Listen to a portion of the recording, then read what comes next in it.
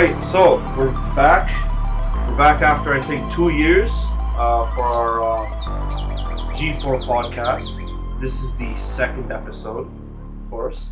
And yeah, it's quite a long break because I mean it wasn't really a break. It was more like I wanted to work on the video, I wanted to work on art, I wanted to work on music, and nobody else really wanted to take the lead on trying to get the podcast back together, which is fine.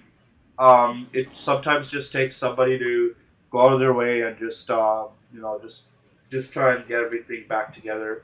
So, that being said, it doesn't matter how long we take of a break, we're back. Okay, so it doesn't matter. I'll fucking come back after 5 years. All right, I don't give a shit.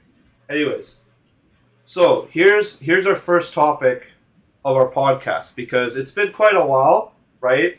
MCC has already released. I was hoping to make a podcast about that before it and after it and everything. And, I know it's not a topic in here. I just want to quickly just put out, that it came out and everything. And everyone knows how it's been and all that. I personally have had some fun playing through all the campaigns and stuff. So that's just putting that out there real quick. But right now, there's 3 shooters out there. And they're the 3 that have endured through time as being the three shooters that have always competed for that top spot when it comes to multiplayer gameplay, and those are Battlefield, COD, and Halo, right? Yeah, those are the big 3. I remember having that fucking situation when Battlefield 3 and Modern Warfare 2 came out. Yeah, it's kind of interesting too because because back then, right? Okay, so the funny thing is because back then, Halo 3, right? Halo 3 was competing against Modern Warfare 4. Yeah, right? COD 4, sorry, not Modern Warfare 4. COD 4, and it was interesting because Battlefield didn't come in until I think it was almost 2 years later, right? So Battlefield when it blew up, when Battlefield 3 started coming in, Battlefield 4 started coming in, COD was having a little bit of a sort of weird time because while people didn't hate COD Ghosts per se, I know Chris here is a big fan of Ghosts, right? No, I hated it when it came out. Really interesting. When it came, I liked it. Yeah, I think the only reason why I like it is because everything else afterwards been progressively shittier. So I don't think that's a testament of how good Ghost was. It's just to describe how shit Call of Duty is currently. Well, the way how I see it, right, is that Ghost at that time was seen as kind of I don't know, if people were trying to directly compare, so they were like, "Oh, look at COD Ghost." Anything good. It's just it doesn't bring anything new to the table except for its perk system, which when some troll would go full perks and then wait in a corner and knife you and then take your gun, and that was it. It just wasn't interesting. It didn't do anything new. I don't know. I didn't say it didn't do anything good. I don't know. No, I know what you're talking about. It's just it was interesting because at that time that game was made as it was made as an example. It's maps for shit. It's maps for shit. Okay, every single map. I don't think there was a single good map. They look good. They still look good. They play like fucking shit. I remember when Battlefield 4 had Siege of Shanghai. No, it just hit those battle. What are they called? The Levolutions. Yeah, it hit the Levolutions, and then Call of Duty. It was we got our own Levolutions, and it showed a pile of logs. If a grenade went off, the logs would go down the hill. If you were near the logs, you would die. And I just all I was thinking was, this is your game plan? I remember seeing that. And these stupid logs, nobody cares. And they're good maps for the small maps with 0 fucking Levolutions. That's the sad part. I put Levolution in quotation marks because it was just a couple of logs. Do you remember the fish AI? Yeah, the fish AI. Yeah, that was embarrassing. I don't know. That guy obviously probably just to come up with shit on the fly. Yeah, they were just trying their best to like be like, oh, we're like trying to make it super detailed and like this is the macro detail of the game. And I'm just like sitting there like, you know, the main problem of COD Ghost is that it's sticking to that regular run of the mill Call of Duty boots on the ground gameplay. But I mean, that was good. Like, That's which was good. It's just their maps were shit. That is my problem. The good map was the fucking redneck town. You know, the one where it was like there was like a motel. Yeah. And it wasn't a trailer park. It was like a motel. There's a gas station, and then you could go on top. That was fun. It also had different like levels, so it wasn't like a full 3-lane. It's kind of like the Ghosts Nuketown almost, because you can go up top, but you can still have 3 lanes. And the best part was if you ran an LMG, you could shoot through anything. With FMJ, you could shoot through any of the objects, and I was just killing people, and it was fun. But if you played Highland, I think that one was like the Scottish Highlands. If you played the one with the stupid ass logs, I don't even remember what that map's called, but it had like fucking shitty logs. When you threw the grenade, it was their quote unquote Levolution. Oh my god, that was embarrassing. That map was really big and it was shit. And if you died, you spent like 20 minutes walking back to the action just to get sniped again. Like Plants at Two Fever. The guns were good. I like the guns. I like the UI. Sorry, I want to let Alex say some stuff if that's fine. I don't know why we're talking about Ghost, but yeah, the game was shit. Chris, the map you're thinking of is Stonehaven. Oh, the large castle. Yeah, the reason why we're talking about Ghost is just to kind of bring back like the moments of like rivalry between the series, right? And the Ghost was like definitely like COD's kind of low point because the thing is, while Battlefield had its Levolutions, amazing like level. Like, so many cool different things, like vehicles, you know, tons of guns, like, so many people can play on the map. I remember Freefall. That was, like, the pre-order one, and I never got to play because I don't pre-order. I don't know why you pre-order it. You're stupid if you pre-order. Anyways, I didn't pre-order it. It came out for free later on because, once again, you're stupid if you pre-order. I played it. It was shit. It's like the map fell. And, like, it was like a stun grenade went off. And that was basically the effect. Like, everyone got stun grenaded. And I thought it was really boring. And that was their Levolution. They had one map that something happened. And, I mean, the whole map changed. So that was kind of cool. But, man, all I can think of is that one fucking, like, this random rap battle thing somebody made of, like, COD versus Battlefield. And it was when Ghost came out. So it was like the worst time for them to make that like that's the situation of the rivalry. That's the reason why I'm saying like that rivalry was like not fair because afterwards we saw in the future that the COD actually did manage to come back around, which we'll get to, right? Because the thing is, yeah. So what I was saying about Ghost was that the game was just generally not as liked as a lot of the other older games by a lot of people. So as the rivalry started between those two, and Halo was kind of on the down point at this point as well. So I think this is when Halo 5 came out, right? No, this was when Halo 4 came out. Oh, Halo 4 came out, right? Was when Ghost, Halo 4 was also hot trash. Oh yeah, it was shit. Yeah, so, it was like Halo Reach, but like not good. I don't know. I do remember figuratively and literally shitting on every person I played against, but it wasn't fun even though I was winning, just because I remember they released the Forge Islands and I was really hyped for that, and then they released them and I was like, wait, this is actually really shit. So they basically put in bare minimum effort and literally, I don't even think it had Forge when it first came out. That kind of pissed me off. Yeah. Alright, so Sergeant, were you saying something? Well, what I was going to say is like, when the games released, because I played the games when they were released, I do definitely feel that Battlefield 4 was the best game out of the three, just because like it had the best because obviously I feel all three games cater to different audiences essentially. I've said this before, where Call of Duty is just your arcade shooter, go around kill people. Battlefield's your more team oriented. This is speaking from a multiplayer aspect. Yeah, Battlefield's more team oriented. use your gadgets, like do some strategies kind of stuff. Halo, I can't really say because I haven't played much of Halo multiplayer, but I know that Halo 4 multiplayer was a lot like Call of Duty multiplayer, just with like bigger maps. Yeah, because I know that Halo 4 was more Call of Duty-esque, and that's where Halo 5 also went towards. So that pretty much on the Halo side of things just kind of wraps up that side. Like I don't want to talk too much about Halo 5. Sorry if you guys have anything else to say. There's not much to talk about. Wait, sorry. What do you say?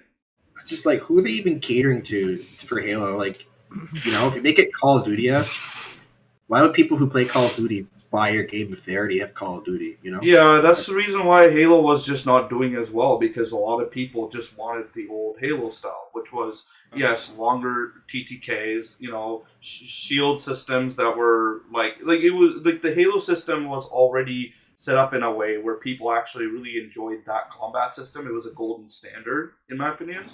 And that's the thing, is that when they tried to go on this hybrid side of things, it was just an experiment that didn't work out. That's how I see it.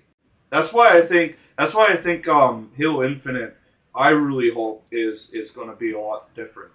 But we'll get to that, because our first topic here is obviously going to be about Battlefield. So before we get to 2042, I just want to really quickly say Battlefield 1, okay?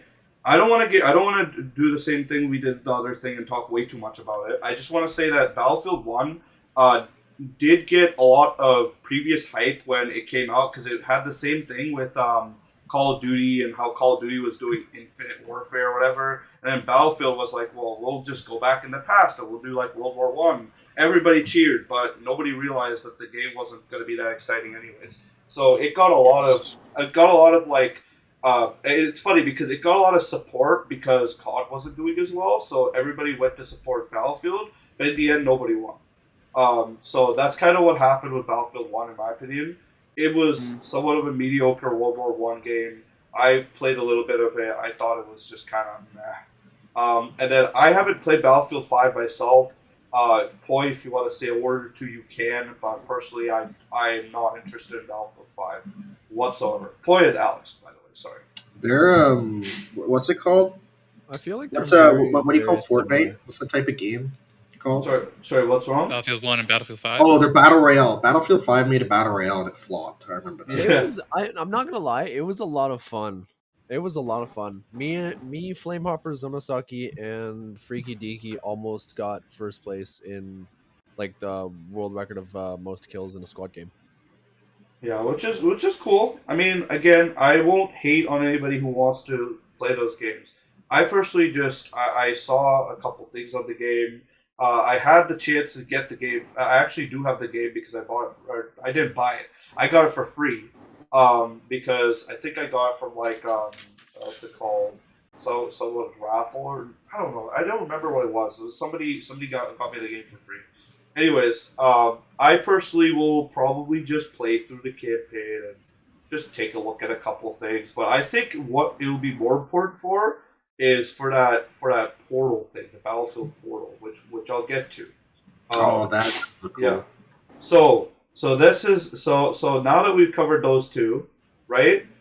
We can start on 2042. So I'm gonna start, if that's okay. I'm gonna start with myself on the first thoughts on the beta, right?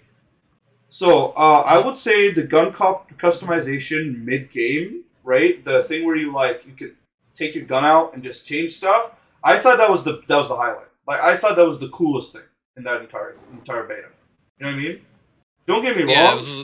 A lot of people might not like it. I don't know, but I thought it was really cool because you could just have a situation where you're just like, I now need this gun to do a longer range, and you can just go and change your thing to a scope, and boom, now you all of a sudden have a scope on your SMG and a longer barrel, and you can now deal with people on a slightly longer range. You know what I mean? I think that's cool. Yeah. Some other people might not agree. That's okay. I'm gonna continue on, and the next thing I'm gonna say is I thought the guns shot a little weird. I'm not so sure about how I feel about how the guns shoot. They're a little bit weird. Feel a little too arcadey, maybe. Sensitivity and stuff was a little weird too. I don't know what happened with that, especially with like the vehicles. Vehicle driving was a little weird. There was parachuting was still a little bit janky. I think, by the way, a lot of these might also be just because of that beta was. So reportedly, that beta wasn't even like the latest version of the beta that they actually had out for what's it called, for like developers, I think, and such, and not developers. I can't remember. There's like a certain this beta was different from the one that they gave to certain people. So I'm not sure about that, by the way. Don't quote me on that one, but I know I've heard this multiple times. This wasn't the latest beta. This was like an older beta. They gave it to everybody because of a mistake. That's what I've heard. Well, no developer would, at least for like the AAA aspect, would probably give out like the newest version of a beta just because. Yeah, it might be. Optimized. It might be. I'm not sure. So teleporting enemies was a nice touch. Yeah, I did see some people teleport. That was kind of funny. Not sure what's going on. We're going to talk about Poi. Yes, Poi is ATV. Yeah, I thought that was very, very, very, very funny.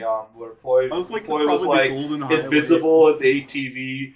I thought that was really funny, but again, that's something we don't really want to see in the full release, because unless that's an operator ability, I don't know about that.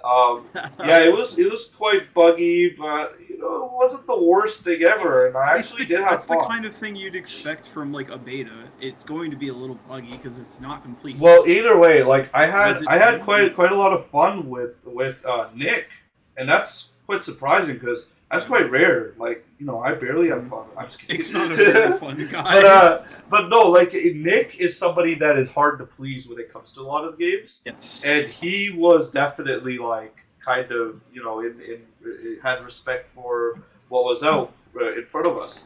And I basically said at that point, and this is something that I still kind of want to hold down because I just hate Warzone that much, is, you know what? I think I'd rather play this even in that state than Warzone.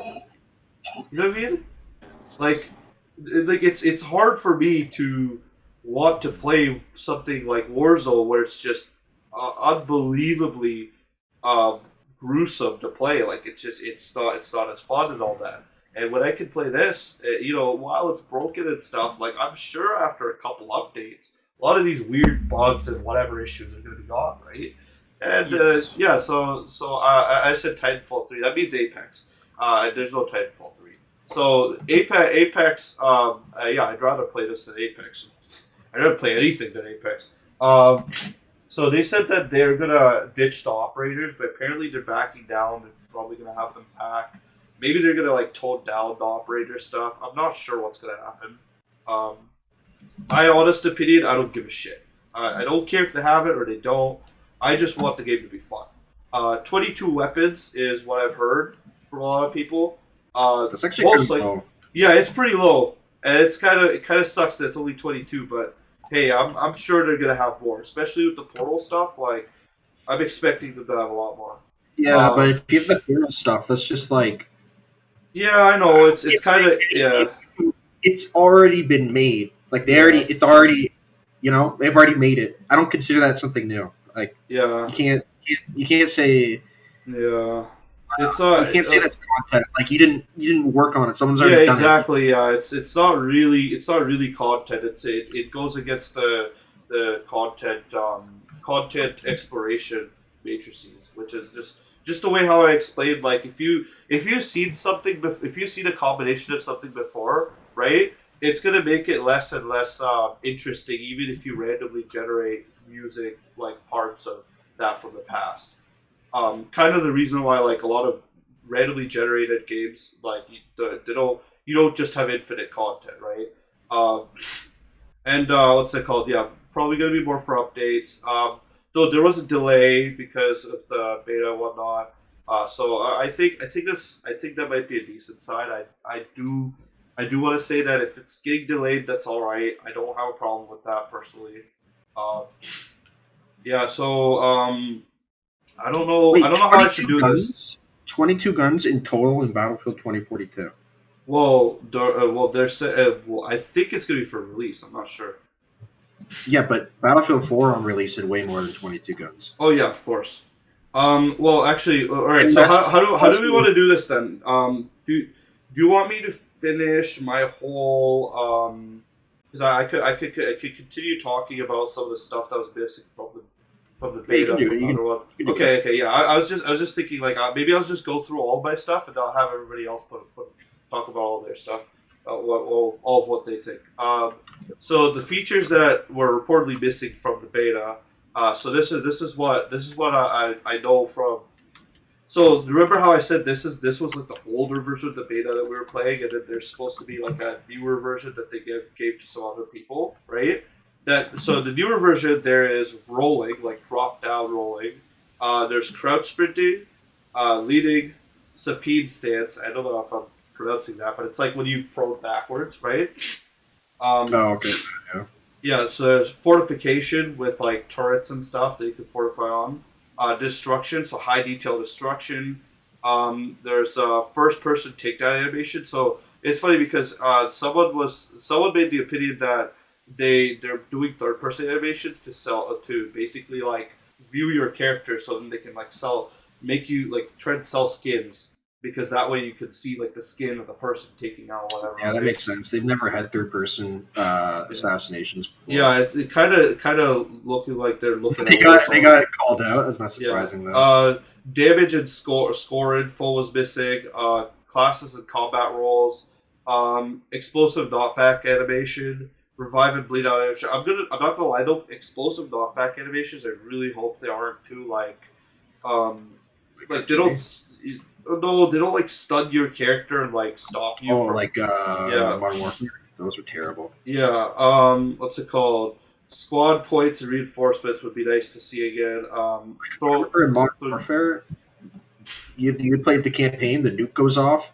Your screen shook less than it does in Modern Warfare 2019. That was how bad it was. Terrible. Throwing grenades back and shooting them. Resupply stations. Nearby medics. It should have had those.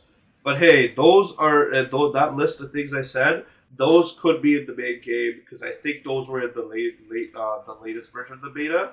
Because I did see like a video of a guy showing those actually happening. So they do work or they are in existence right now, I believe. Anyways, that being said, I want to hear. So yeah, there's also that Battlefield portal. So if in case nobody knows right now, I'm pretty sure everybody here does, but I'm just gonna say it again. So Battlefield Portal had, the cool idea of being able to bring any Battlefield, what's it called, like guns, vehicles, character models and stuff from any of the Battlefields and mix and match and do whatever you want. Kind of like Forge, but even more than Forge, like just a game editor. Lets you play as much as Battlefield stuff as you want. But yeah, I think I've said enough. I want to hear Alex's opinion on this because I know he's kind of running out of time, so we don't want to take too long. No, that's fine. No, Right. continue. I'm still listening. I've finished saying what I need to say. So either you, if you don't want to go, then I'll let Boy go. Boy, go ahead. I'm still trying to think of what the hell I want to say. Yeah, no worries. I'm still annoyed about the fact that they only have 22 total guns. Like, yeah, I am too. Don't worry. Let me think about it. So Wait, I think. Are you talking about the Battlefield 2042 beta? Yeah, like Okay. let me go fucking. I can just pull up Battlelog right now. I only literally used like 6 fucking guns. But that's not my problem. That just sounds like they can't fucking balance their guns right. That's just another problem that they have. That's all the guns they had in the beta, though. They only had like a certain amount of guns. Oh, the 22 beta guns in the beta? I thought No, I said there was 22 not guns. 22 guns No. in the If beta. the beta There was didn't like have 6 22 guns in the beta. The beta only let us use like 6 different guns, which was even so more. I wasn't going crazy. I was like, "What? There's more LMG guns? sniper, The LMG 2 sniper, SMGs, the PDW. No, there's only 2 one sniper. assault. There's only 1 sniper, 2 SMGs, 2 assault rifles, and 1 pistol. Yeah, I remember it was very dry in the beta. One There's a pistol? Glock. One There's a pistol? Glock and There's revolver. like Well, this is the beta. Oh yeah, the revolver. I forgot about the revolver. I didn't use that. I think that's right. But yeah, no, it's very disappointing indeed. It's not something that we want to see during.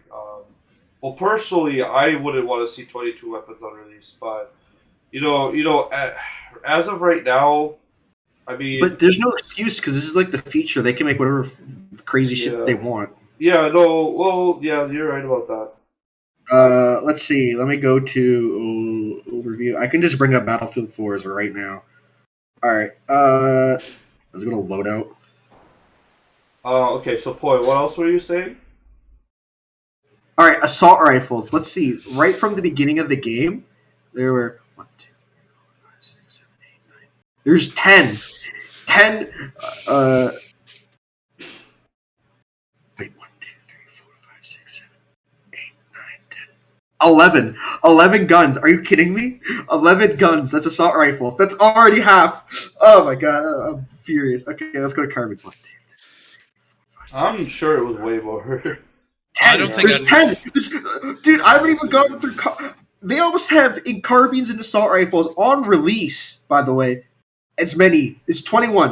All right, now let's go to DMRs. 1, 2, 3, 4, 5. They didn't even add any No, more you're DMRs. counting the DLC guns. Are you? Or are you counting No. all the actual No, the release guns? DLC guns come after.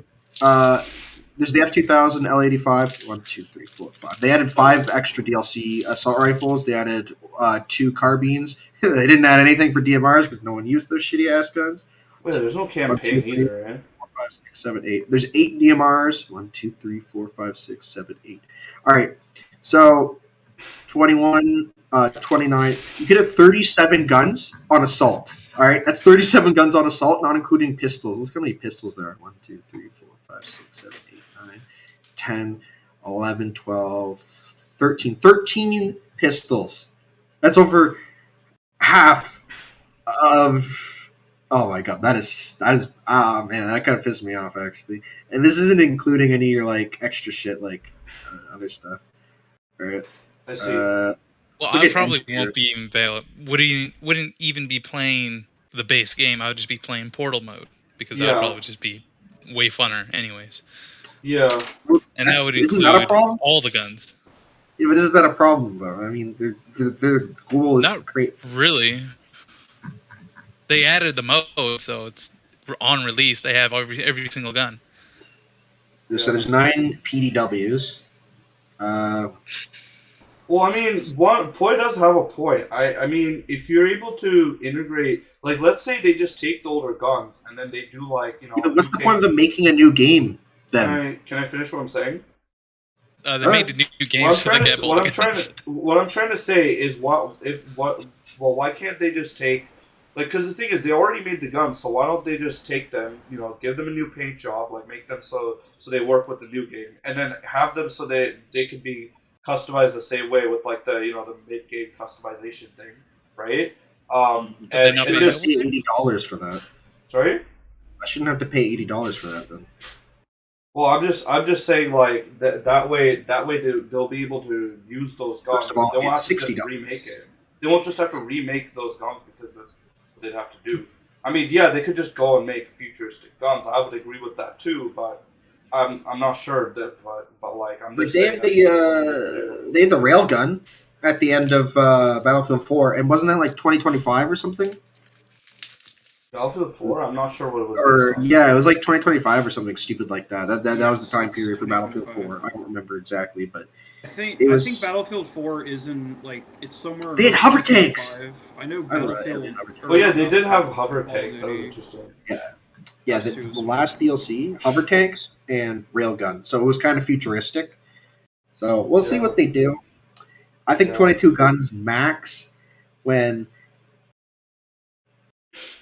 the assault class has almost just as many on release with the assault rifles and the carbines. I think that's a problem, but I guess Yeah, it's just more reason I for them to mean, sell.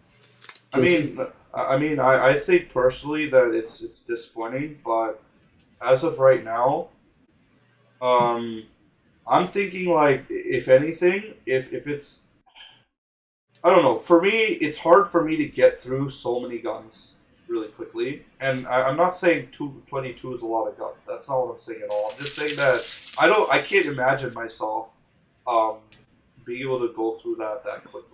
I usually don't have the time. I used every gun except for the DMRs because DMRs are shit. So I think what I'll say right now is I want to see the game succeed regardless. So I think that if they do end up adding more guns and stuff in the future, I hope they make at least some way of us getting newer guns and stuff. And on top of that, maybe, as I said, like retrofit the older guns so they're like in the game, because that way they won't have to do extra work, and it just kind of like still comes off as we still get those guns. They are in the game though. But yeah, there's going to be more portal mode. We'll see how they'll do it. Like, I'm not sure what implementation they're going to do it with. I just hope it all works out for the best. But I think the biggest hit on this game, and I think some people are not going to like. I know some of you guys don't give a shit, but it's not going to have a campaign, so that price tag is not really going to be satiable for a lot of people. I think, what was it, like an $80 price tag they're looking for? Yeah, that's something like that. Full price for a AAA game, yeah. Yeah. So, it's the full price where it doesn't include campaign, but it does include the portal mode, I guess. It does include that, whatever VR they're doing, I guess. But, yeah, I think on my side of things, would you say I'm hyped for the game? I'd just say I'm cautious. I don't think that I'd personally want what's it called? Yeah, it looks like Alex is starting to get fully out of here. He might actually have gone for the night. Let me just check on him real quick. Yeah, he has work, doesn't he? Yeah, he does have work tomorrow. I was hoping we'd be able to get a little bit more of his opinion on this, but that's okay.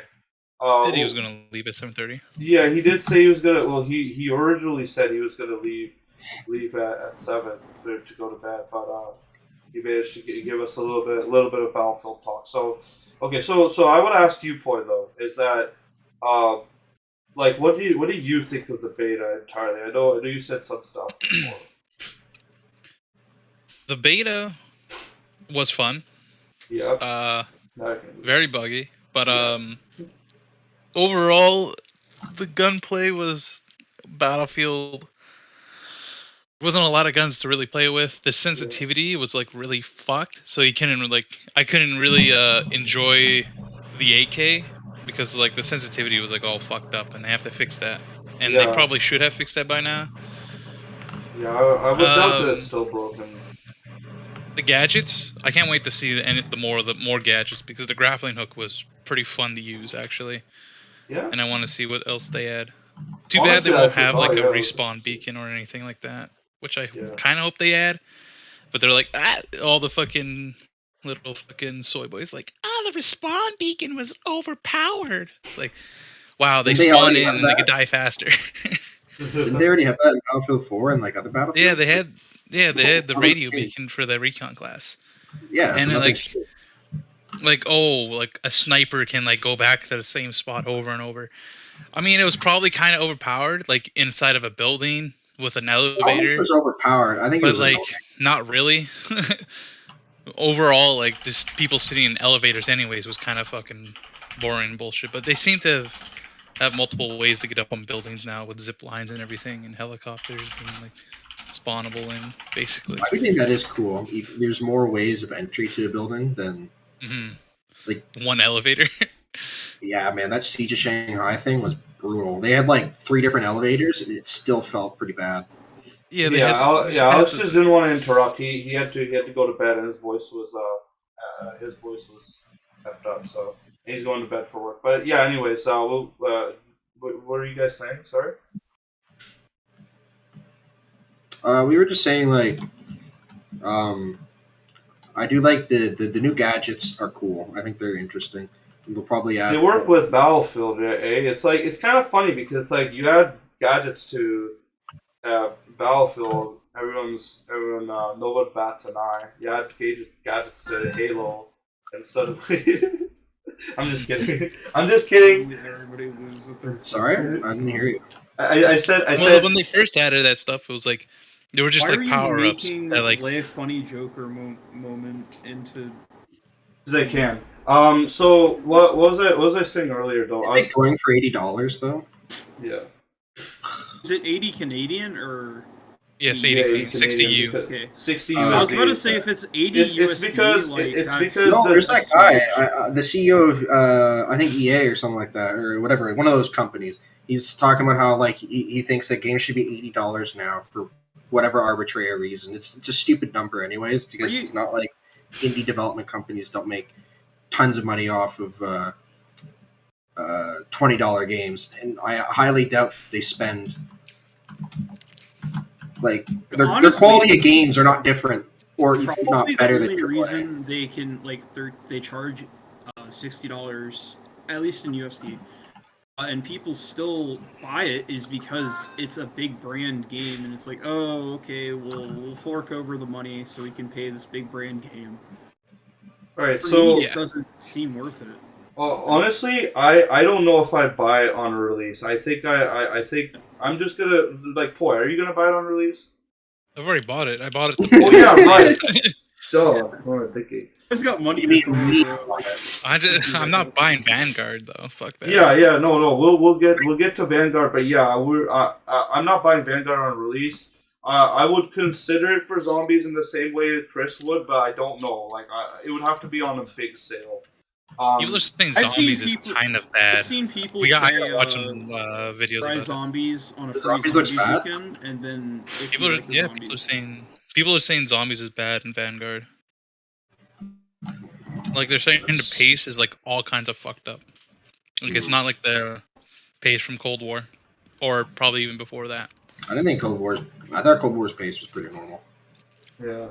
I thought Battlefield Cold War was- Black Ops 4's pace was really. It was okay, but then sometimes it go really weird. I don't know. Just depends. But what I was gonna say is what's it called? So Poi, you already bought it. Do you regret pre-ordering? Yes. No. That's what I'm trying to say. Okay. I'll good. probably end up buying it. If I didn't buy it pre-order, I probably would have bought a release anyways. Okay. Yeah. Because I've just been playing. Too much Actually, I of- haven't even been playing Minecraft. I stopped playing Minecraft, and I've just been watching YouTube constantly. I've gotten Yeah. into like dark, like conspiracy theories and shit like that. Like, All right, let's be a little Like, careful. not surprised. Let's be a little bit careful. What conspiracy we get. Conspiracy Well, theories. they're like Bro, Poi thinks the Or Oh, he- like he- a like- fucking Yeah. No. Let's stop. Let's be careful, all right? Let's not go What, he's Like, allowed on the Joe Rogan podcast, right? I'm allowed to talk about him. Yo, bro. Oh man, I just- let's stay away from that. So what I was actually asking you, Poi, though, more is that basically you at the state the beta is in. So as I said, right, at the state that the beta was in, even in that state, I would rather play I'd rather play that beta than play Warzone, Apex, or Tarkov, right? What about you? Because it's going to improve over that beta, right? Tarkov's a good game. I think the player base needs to be like. in that state with the sensitivity, no, I would not. That Okay. sensitivity Okay, bug, that's whatever that's fair. going on, was That's fair, but what if most of those issues were resolved? So let's say most of the issues that we know of, except for the gun list, because that's something we can't really resolve as of right now, right? Let's say all those are resolved. You know, would you rather play this than play Warzone, Apex, Tarkov? And we'll get to Halo.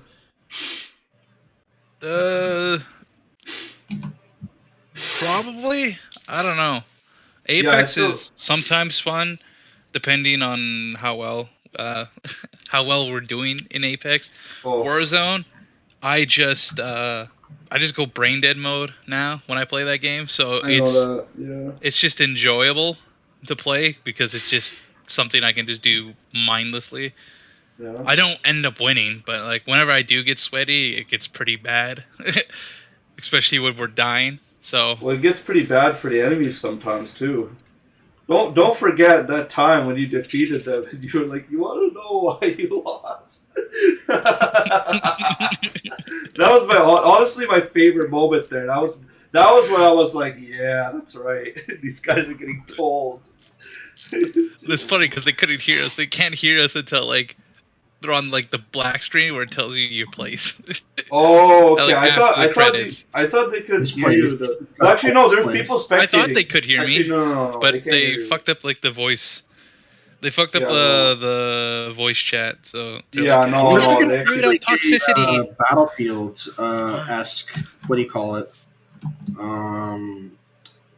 Search and destroy mode. Then that'd be fun because yeah. I need to talk shit. Yeah, you know, I'm not want to sure. go destroy the MCOM? MCOM. No. Pushes or rush, whatever it is it's fun, but once again, the people that play the game, you're making me waste my $80 here because I hate you. But yeah, no, I don't know. I guess my next question to you, Boy, would be that what's it called? Do you think that we should? I don't know if I should say it this way. I don't know how I should say this. I don't want to say like, do you think we should also buy 2042? But like, it's more like what's it called? Do you think 2042 will be enjoyable for like say me and I don't know Chris and a couple others who might not have bought the game yet? Because I know I haven't bought it. I know Nick has. I think Nick is still on the side of he enjoyed the beta and probably is going to enjoy the big game. I feel like Nick just has a really soft spot for Battlefield because Nick's usually a pretty hard critic on a lot of things, right? Yeah. But he has a soft spot right now just because of the fact that no, the reason why is to do with we haven't played Battlefield and we haven't had like this squad game type of thing in a long time. Something that he enjoys that way, and you know, last time we played Battlefield was like when we played with I don't know, the Rats and some other people, and it's just, you know, whatever the case may be. With a certain person named Antipodal Breath. So, Adel Breath Hacker. Yeah, I miss playing with a player named Adel Breath Hacker. He was a very good player. so I guess you can't speak for us. I know that. So I guess what you'll probably say is if you, I guess you'll probably say is go on. Well, Level Cap was I watched a Level Cap video, and he was talking about how like you can just like create a server, just like that. Like you don't have to like find like a. Okay. Yeah, it's not dedicated. So that's it'll be dedicated, but it's for even portal mode. We can like set up our own. It won't be private because you can't set up private servers, but it'll be. We can set up the server, and then like we can have all our settings, and then we can join in. And the odds of people like filling up our server, who knows? I don't know the odds. Yeah, we'll have to see because there's going to be so many people playing. If they have some sort of filtering system, I'm pretty sure. I think there will be a way to make sure that it can have friends only or something. That's what I'm hoping. So then, even if it's not private, it's like at least it's like kind of, you know, more secluded, like so we can do our own things and not have people barge in. Or if we want to, then we turn it to, you know, open or whatever, right? But you know what? I'm gonna wait. I think I want to wait until that all comes through and see the final, like the full release before I get all that.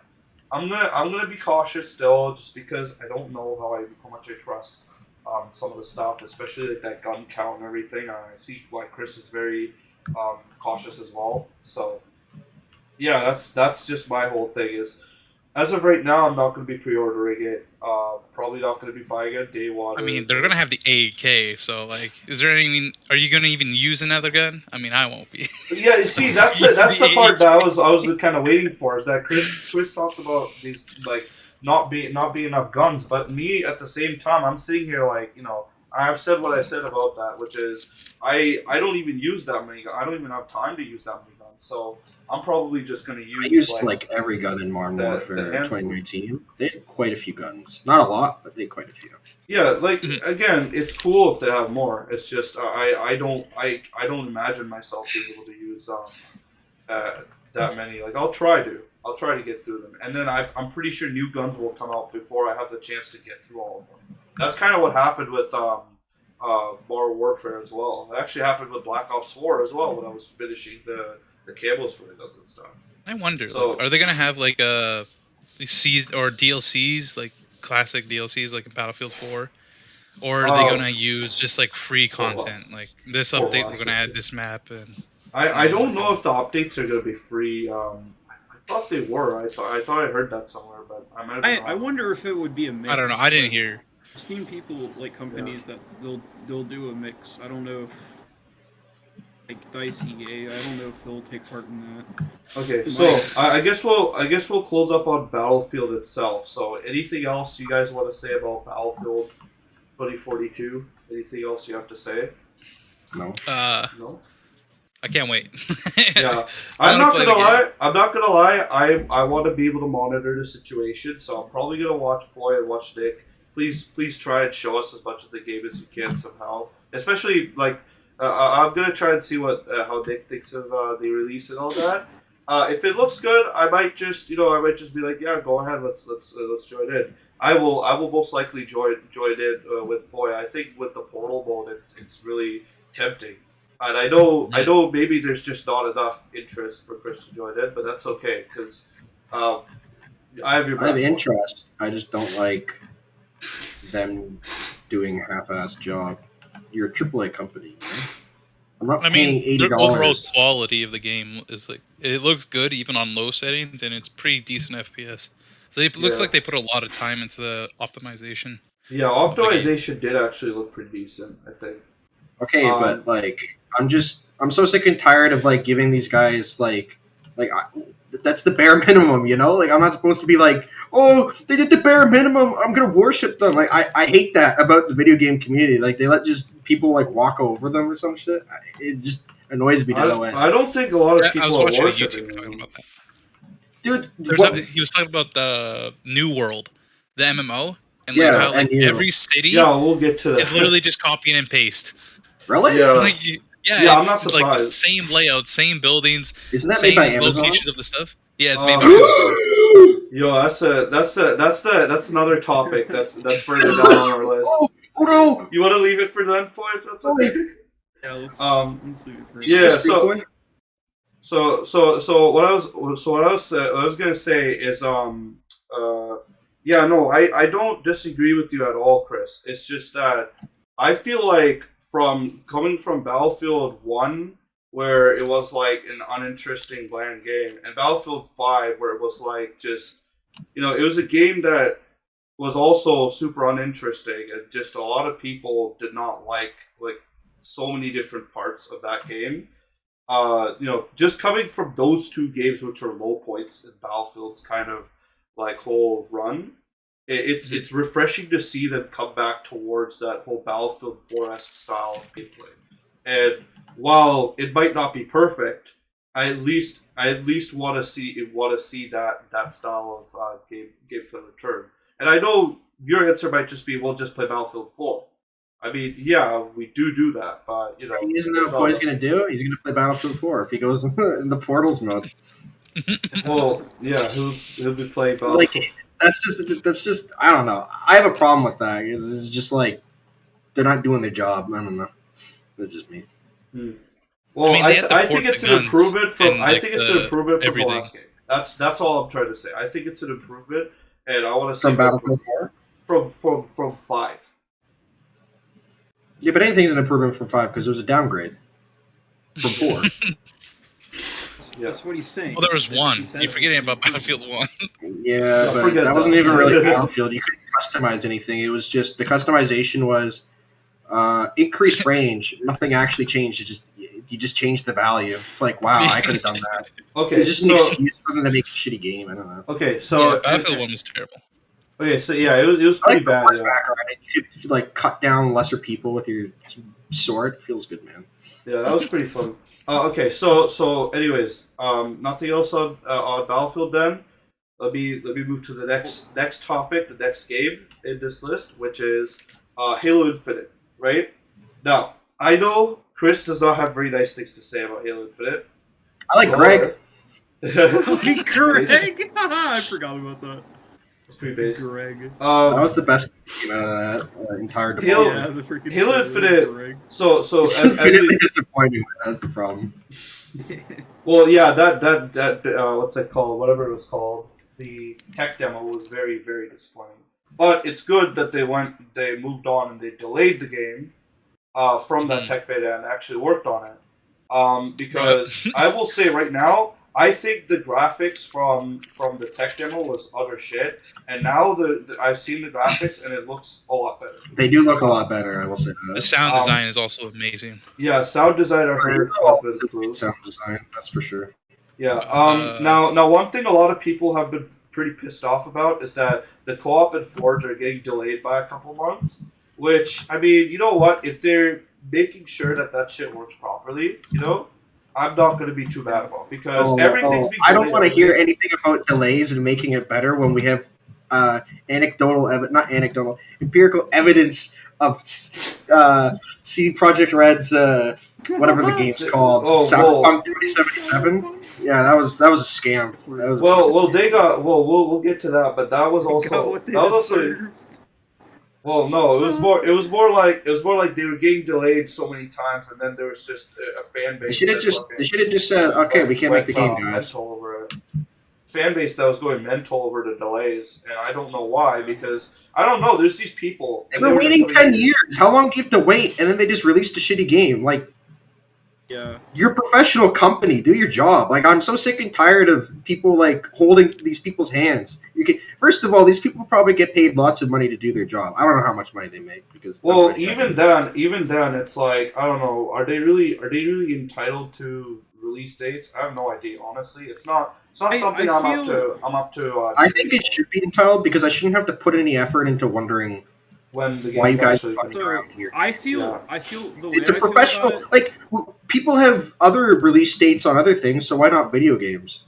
Well, Like, anyways, what I'll say right now is I don't know personally how because the thing is you have that anecdotal evidence, but I also have anecdotal evidence that delays. Sorry? Legit. Not anecdotal, it's legitimate evidence. Well, sure. I also have legitimate evidence that delays have worked for some things. Like, say, Halo Infinite's delayed because the one whole year, they also managed to fix all the graphics and make the multiplayer look interesting. And work on a Nobody's lot played of the the other game stuff. yet, so they don't Yeah, know. there's been beta. What's it called? There's been betas. People Yeah, but that's not the release game.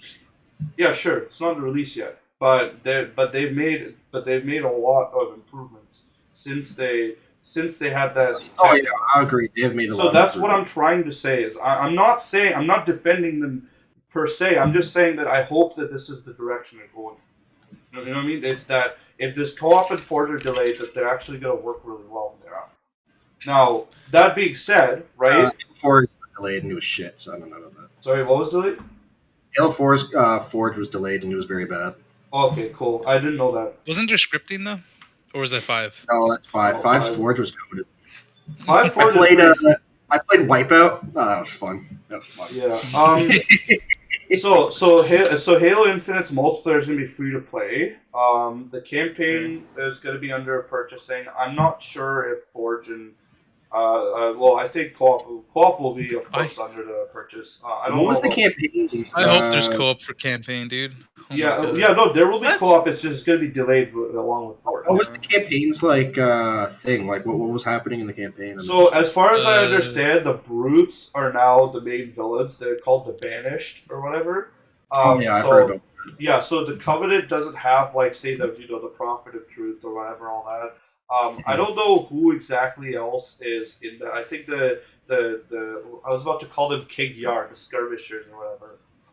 Those guys are still within the band with the Banished. So are there grunts still? Yeah, there's grunts. So there's grunts, skirmishers, and brutes. Brutes. So the brutes basically have like a. So basically, it's the Covenant, but it's like they're trying to make a little spin on it. I don't know. Like they might have other stuff. I'm not sure yet. I think right now it just looks like. Sorry. Hunters. Yeah, I'm not sure. They probably do. Most likely they do. I don't think I remember it. I think I watched a video on the playing through the little bit of that campaign. So the battle pass is $10 from what I heard, the multiplayer battle pass, which sounds like every other battle pass. And I mean, if it's free to play, you know what? I get it, I guess. I just hope that there's going to be super exclusive stuff. Actually, no. What I will say right away is the battle pass will be just like the MCC battle pass, so that there will be very little exclusive stuff. Most of the actual stuff is going to be stuff where even if you miss the battle pass, you can go back and you can get stuff from the old battle passes. Yeah, that's the nice thing is I know about that part and I'm happy about that. Even though I'm probably not going to play very much of multiplayer. Get my $10 out of the battle pass. Oh no, I've been out of the Call of Duty battle pass business for like forever now. I bet you like their numbers surge for their servers in like the last 10 days because people need to get that battle pass done. Because like I'm not giving $10 to Battlefield for free, like or Call of Duty. Call of Duty, earn it. Yeah, so it's gonna be okay. So the campaign is gonna have an open world with a day-night cycle. That's what I've heard. I know some people. Quests. It sounds like shit. I just heard right. You think that sounds like shit? No, I thought that's what you just said. No, I said sounds interesting. Side quests. Actually, does sound interesting to me as well. Like I know a lot of people are not happy. They're like, "Oh, that doesn't sound like Halo." I get it. Like it doesn't really sound like Halo. It's something different. But it is something different, and I want to see something different right now because yes, we could just have a linear gameplay Halo, just like every other Halo. 343 is fucked up every single linear Halo, which is fucking sad. They've only done 2 Halos, and they fucked up so badly so far. I don't even know how do you. Yeah. Master Chief is the only protagonist. Unfortunately, we're not hearing any words from Arbiter right now, which is sad. I want to see RB the Chief, but no. You'll have to cry about that. Arbiter hasn't been there since Halo 3, I think. Yeah, that's true. I know. It's and even in like Halo 5. I think it might be him. I'm not sure. I don't know why, but Halo 5, they did like the whole Spartan Walk thing. And I don't care about Spartan Walk. I just want RB back. I think the reason Arbiter isn't there, like at least, I don't give a shit about the reason. So bots. If you want him to come back from the dead, beta, he's not dead.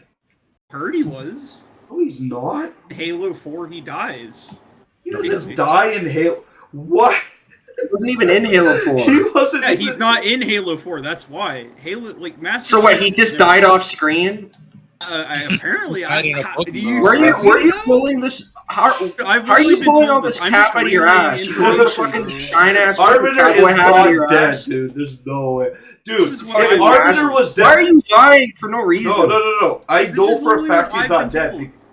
Okay, well, I'm sorry, but I think whatever you've been told is most likely pull up the source for your information, because I don't believe a word from you. I don't believe Arbiter's dead. Oh, trust me. I'm talking mad shit out of my ass. Trust me. Like, no, it's not how it works. Anyways, this is why I need to like not talk to you guys, because you always just. He's ultimately killed by human forces at the games class. No, I think he's talking about Prophet of Regret. Why is there a black dude? Oh, that's the voice actor. Why is the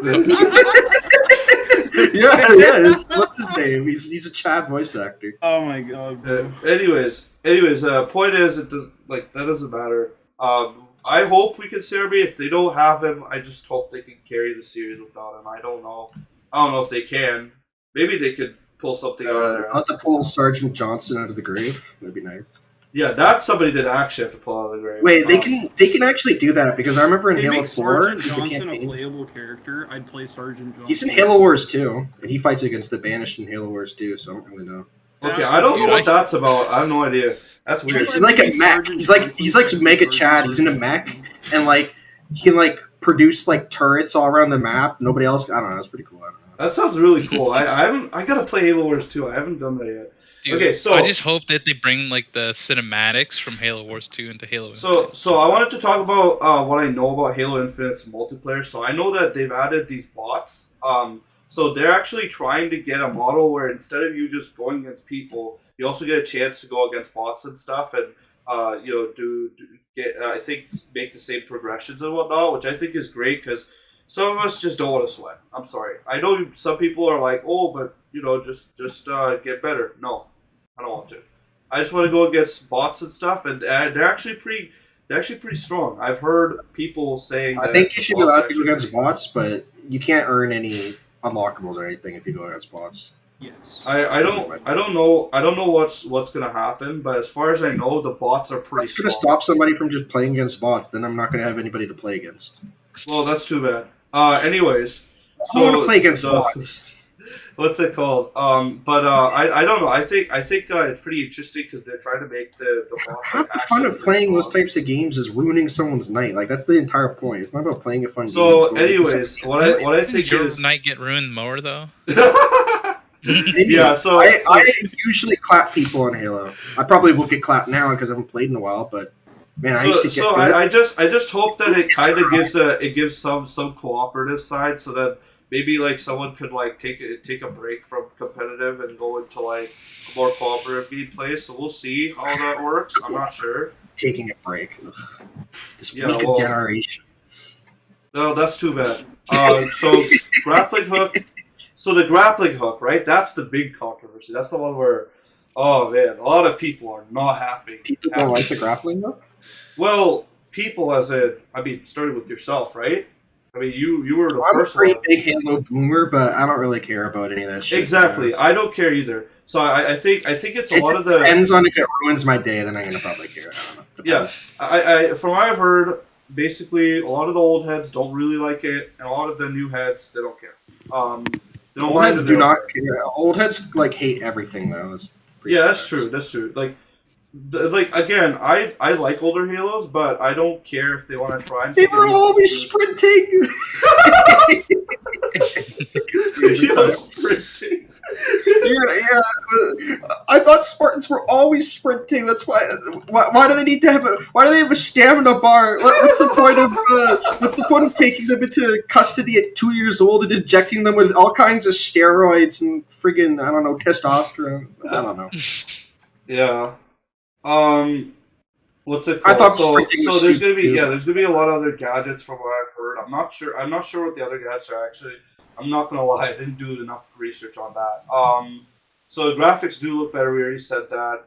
Combat is still a little bit unpolished. There's a couple of small things in the combat that I've heard people talk about that it's still missing. Like I think it's like the gravity hammer's knockback isn't working very well yet. They're all working on this game for really the Xbox Series X release.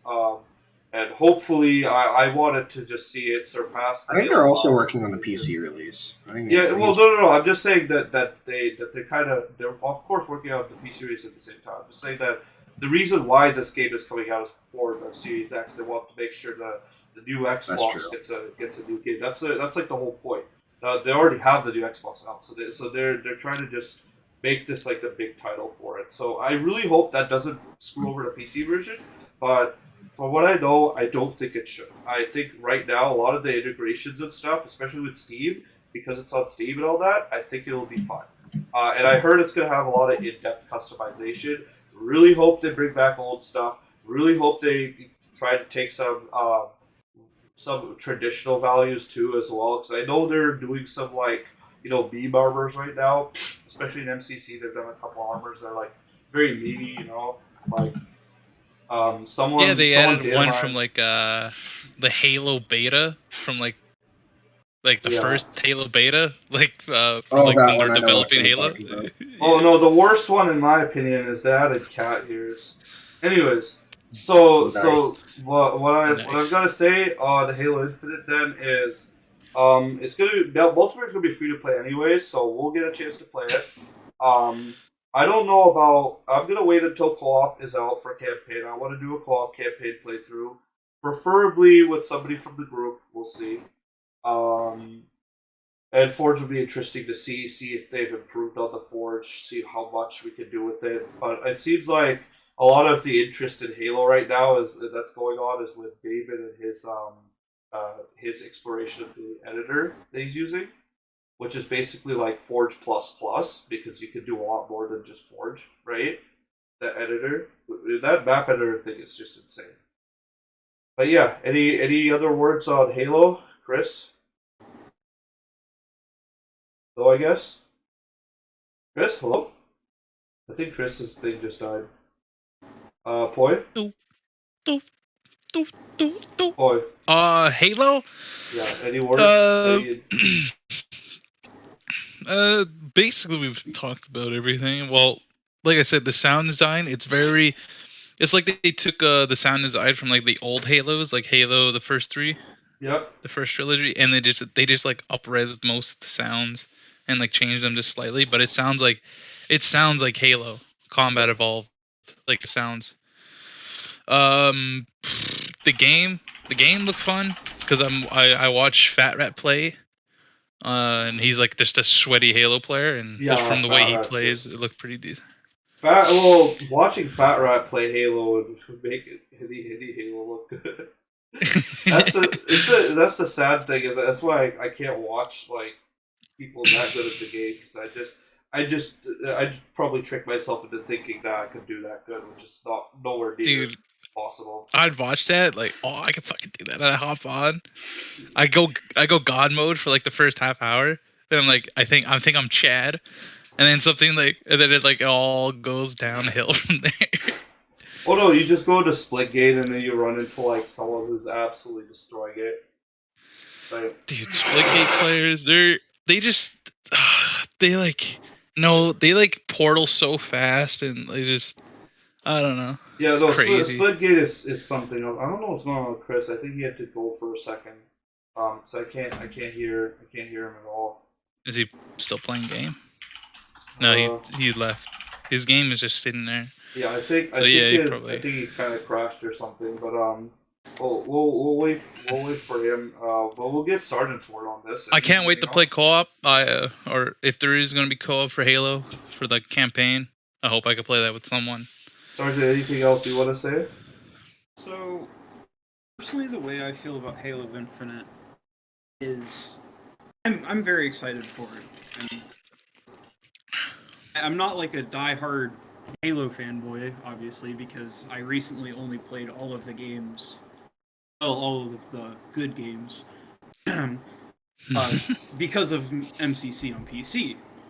And I think, to say the least, like, I really enjoyed it.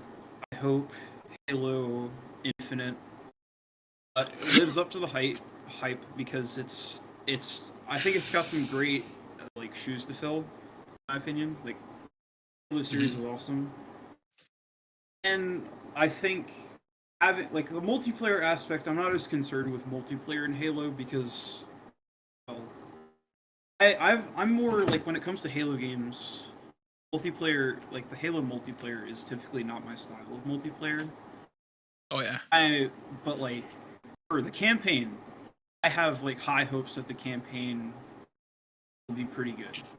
Well, that's kind of the reason why I really want to get the campaign in Forge when everything is out, like Forge, campaign, co-op, all that's out. Then I want to get the whole package at that point. Mm-hmm. And I just, like, as I said earlier, I don't want to play the multiplayer like all the time consistently. Yeah. But then again, I could be wrong, because it's free to play. Maybe it won't have a, like, since it won't really have like a SBMM, it might not be that sweaty as I'm thinking it's gonna be, right? You never know. Like, it could be. Like, again, if the game gets a lot of popularity from this release, and a whole bunch of people who are like new to the game show up, then we're gonna probably have, and there's no SBMM, we're gonna have a good time. I think there's a chance. Like, we don't even have to worry about going and fighting whatever bots or whatever is going on with that. I'm not sure what's happening with that. I'm just saying, like, in general, I want to see an experience where we can kind of like enjoy every part of the game. But yeah, we'll see. I mean, my main deciding factor for whether or not I will like play the multiplayer avidly is how fluid it is. My problem with the Halo multiplayers is they feel so clunky to me. Like, I don't like clunky games. Yeah. That's why Oh, there's Call of Chris. Duty. Sorry, Call I of was. Duty is just you get to run around, move fast, shoot people, bam, bam, bam. Yeah, sorry, Chris. We're just wrapping up Halo Infinite. Yeah, that's fine. I have no real. No real statement. I'm not invested in it because if it's shit, which probably will be, it's not my problem. Okay. Well, David had a good track record so far, so I'm not giving them any benefit of the doubt. Yeah. They don't deserve it, in my opinion. I like my notes for COD. I mean, it really depends. It really depends on what's it called? Because the thing is, I feel like MCC was a good plus point because everything in MCC was. That is true. That is true. It was good. Like again, you could. But that's not really any effort from their part. They just have to make it compatible. Have good. Easier said than done. I'm sorry. I'm not. I don't want to defend them like that. But it's easier said than done. Compatibility on PC with all that stuff is like it's hard, but they don't have to make the game good. They just have to make the game work. That's only half making a game. Yeah, I know. Again, that still is a point of criticism. I'm just saying that was something. They also have to port it without emulating it. Yeah. Well. That is hard. That is hard. I'm not denying that. I'm just saying they're making half a game. Yeah, no, you're right about that. They didn't actually have to develop anything further. Well, even if they did, it's all the extra shit which no one. Yeah, they just have to high res texture everything. Yeah, which they did, and it did look nice, and it was great. Now that's why I'm saying the FPS or unlock the FPS. So right? So since the game is free to play, that's why cool. I think even that's hard to do actually. I will even if the multiplayer is shit, that's whatever. I think the campaign, co-op campaign and stuff. And Forge has the potential to be decent, right? That's just what I think personally. So I agree. I think if it's good, and after a while it goes on sale or whatever, it comes through, for that part, yeah, it might be worth it for other people as well. But for me, I'm probably just gonna end up getting the co-op campaign and play it with someone.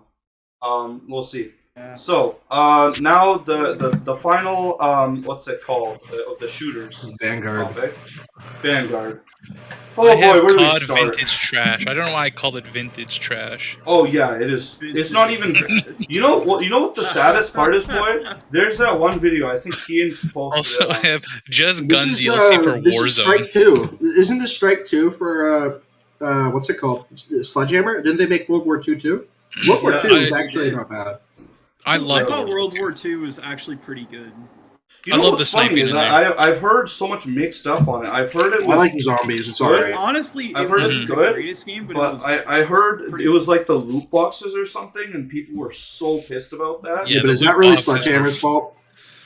Well, no, that's Activision. That's loot boxes and that's Activision. Those were a thing in what's it called? Freaking Advanced Warfare. I didn't like them there either. So it's funny because Alex isn't here. Alex isn't here, but it's funny because when Vanguard was having its trailer, right? I remember Alex clearly saying that he's like, "Yo, the graphics of this trailer, they look amazing." And I was just saying that I said that directly to Alex. I'm like, "Yo, I don't even think the graphics here look that good." But even then, I don't think it's gonna look like that on release, anyways. Like, that was the funniest thing ever. Like I felt kind of bad for Alex because he does get really hyped about a lot of these games. He's got like okay, I can't say he's got a soft spot. He just likes to be optimistic, and I don't blame him. But you know what? I think he likes to be trendy. Yeah, exactly. I hate optimism. Optimism is like if you've actually woken up and lived a day in your life, optimism is not the choice to make. Optimism is great. My problem is being trendy and whatnot. Like that's not. When has optimism ever worked out? Oh, it worked out for me. I turned my life around. Well, that's too bad. That's not optimism. That's hard work. Well, part of it is I had to be optimistic about the future. Yeah, I was about to say, don't you have to be optimistic? Okay, that's true. I agree. Well, anyways, I mean, I get what you're talking about. Like, being blindly optimistic is not good. You gotta have a realistic perception about how the future looks like.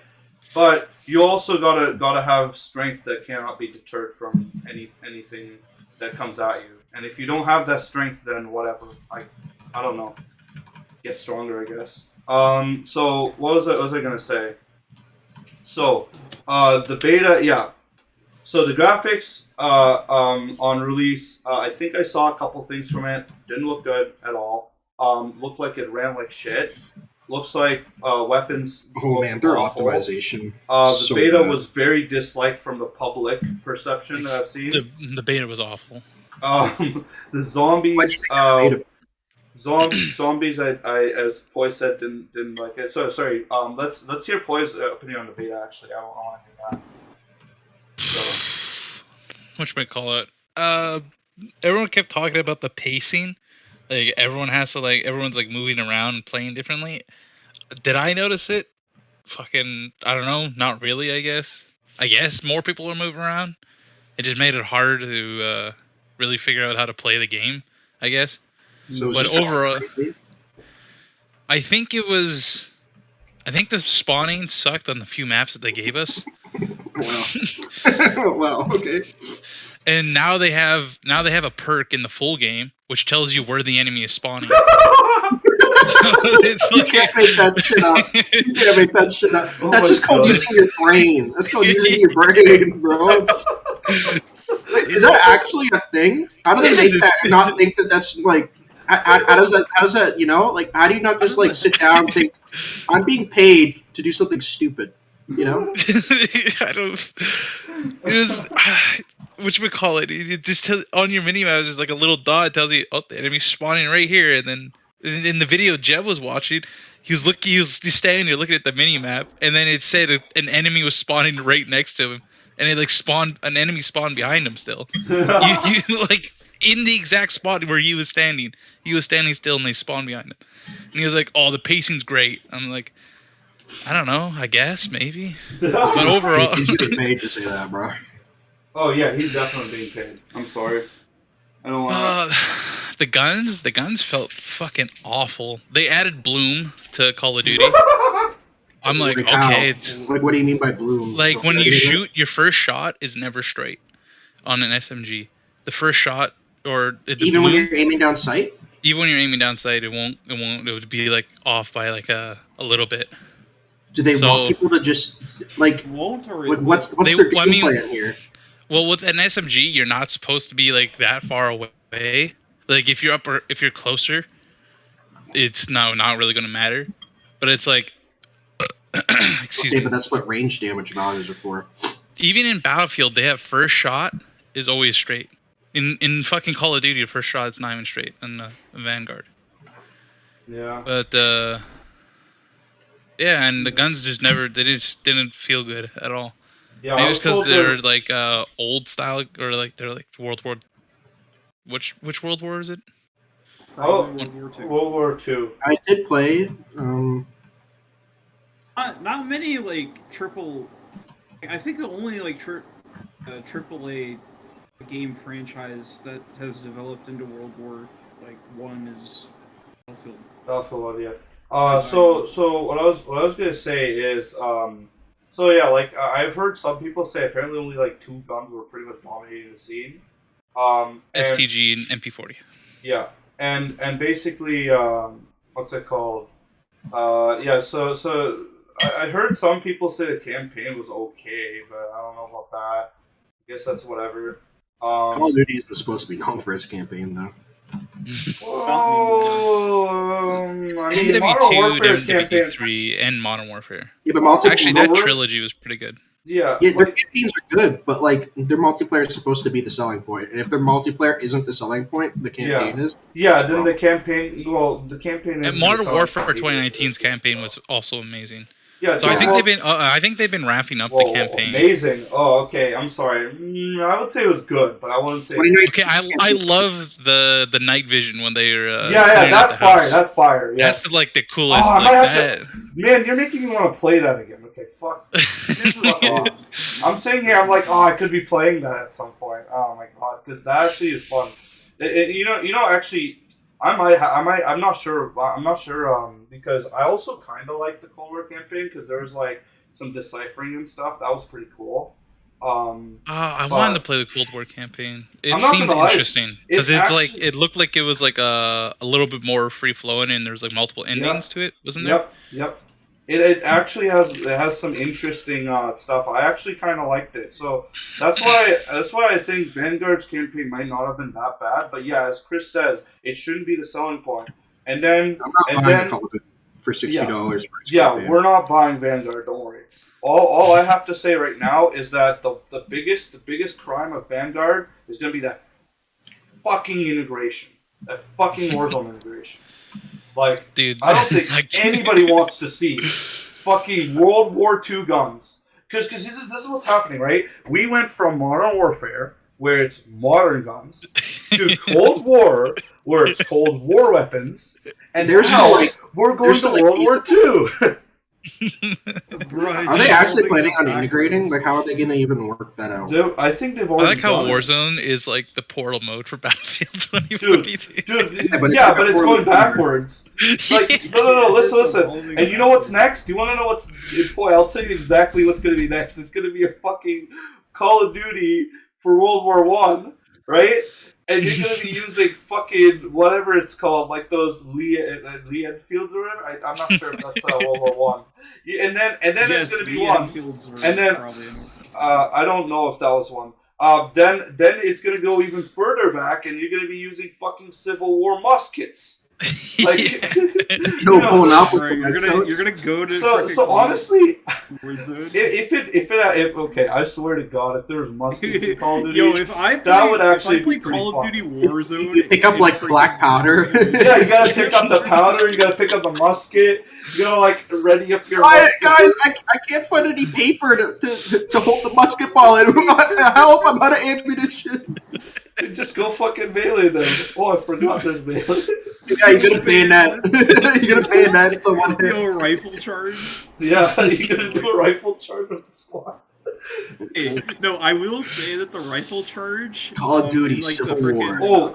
Oh yeah, and I heard. I also heard that Verdansk is going away. They're gonna have a new map or something. Makes I hope sense. they fix rocks. Now freaking down to Verdansk isn't applicable. What do you mean it's not applicable? No, that's for the memory of when we played War. Dude, the memory of a garbage game.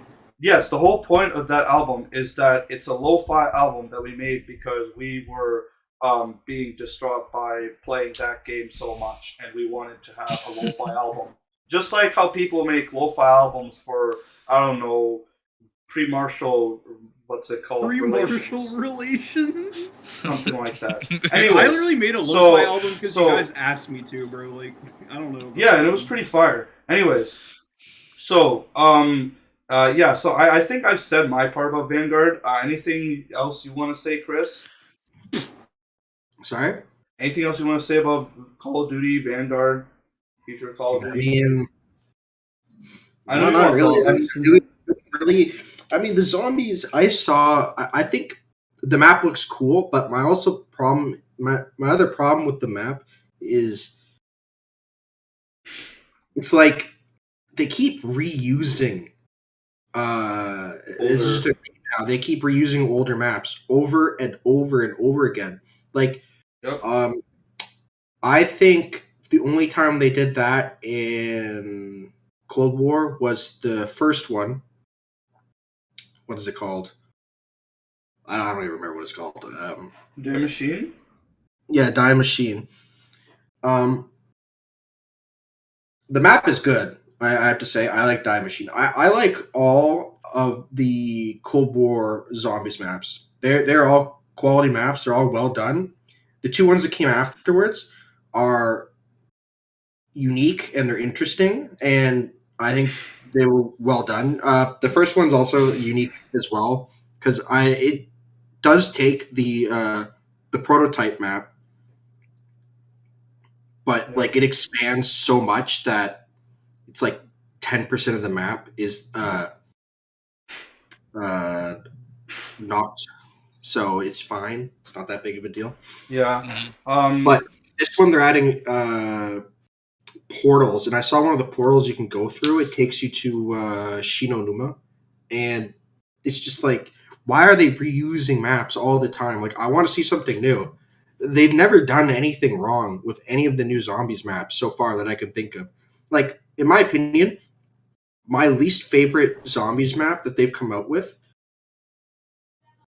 is Dire Eyes, and I don't even think it's that bad. I just think it's like you're just kind of stuck in an area for too long before you can move on. Giant? The skyscraper map from Black Ops Dire Eyes. Dire Eyes. Oh, okay. Yeah, what did you think of Barry? The Chinese skyscraper map? I just don't like it because you're stuck in an area for, especially if you don't know where the parts are for like. And then you gotta use like the jump pad and. Yeah, I feel like you're limited to an area for too long. Like you can't move as freely. You definitely have to have you have to wait for the what are they called? Elevators. I don't know. I didn't really like it that much. I still think it's a great map. It just that part of the thing annoyed me. I actually like Transit. Fucking crucify. Yeah, I was about to like. Aren't they? They should come out with a new Transit style map. Yeah, we'll wait for that other guy to make his Transit mod for. Oh yeah, I heard it. I remember the map. What I actually forgot to say was that so Warzone integration. Not Warzone integration. In Warzone, they're also going to be adding that invasive anti-cheat. I don't know if they already did, but I think they did. They should have with the release. I heard from Chris that apparently people have already started compromising it. So I don't know how that's all gonna work through, but I think as of right now, Poi did say that if the hacker count kind of lowers down, then he's interested in going back into Warzone. Chris is not interested, and me, I'm like kind of torn between because I want to join Poi. That's my only thing. Because Poi will go in there and do the thing where it's just mindlessly playing. But at the same time, I also think Chris is right that it's just not worth our time, and we should just move on and play something else, which I can agree with too. So I think that they didn't. There's nothing new, like especially with the Black Ops Cold War integration. Yeah, there was nothing new.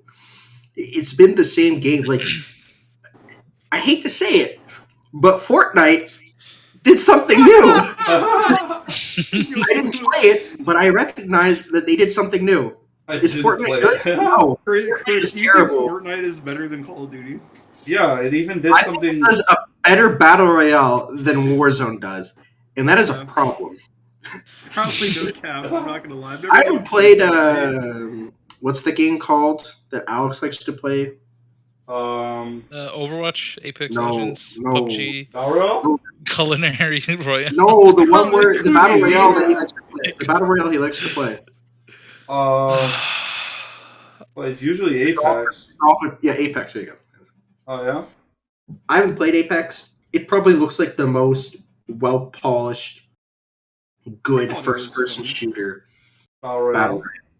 And I know it has its problems, so it also has a cheater problem. Well, Apex is actually like decent. My only issue with Apex is just myself. I can't play the game. I can't get used to Apex. It's just way too different. Like the game system is like the aiming and stuff in the game. Just I don't like that it's 3-person.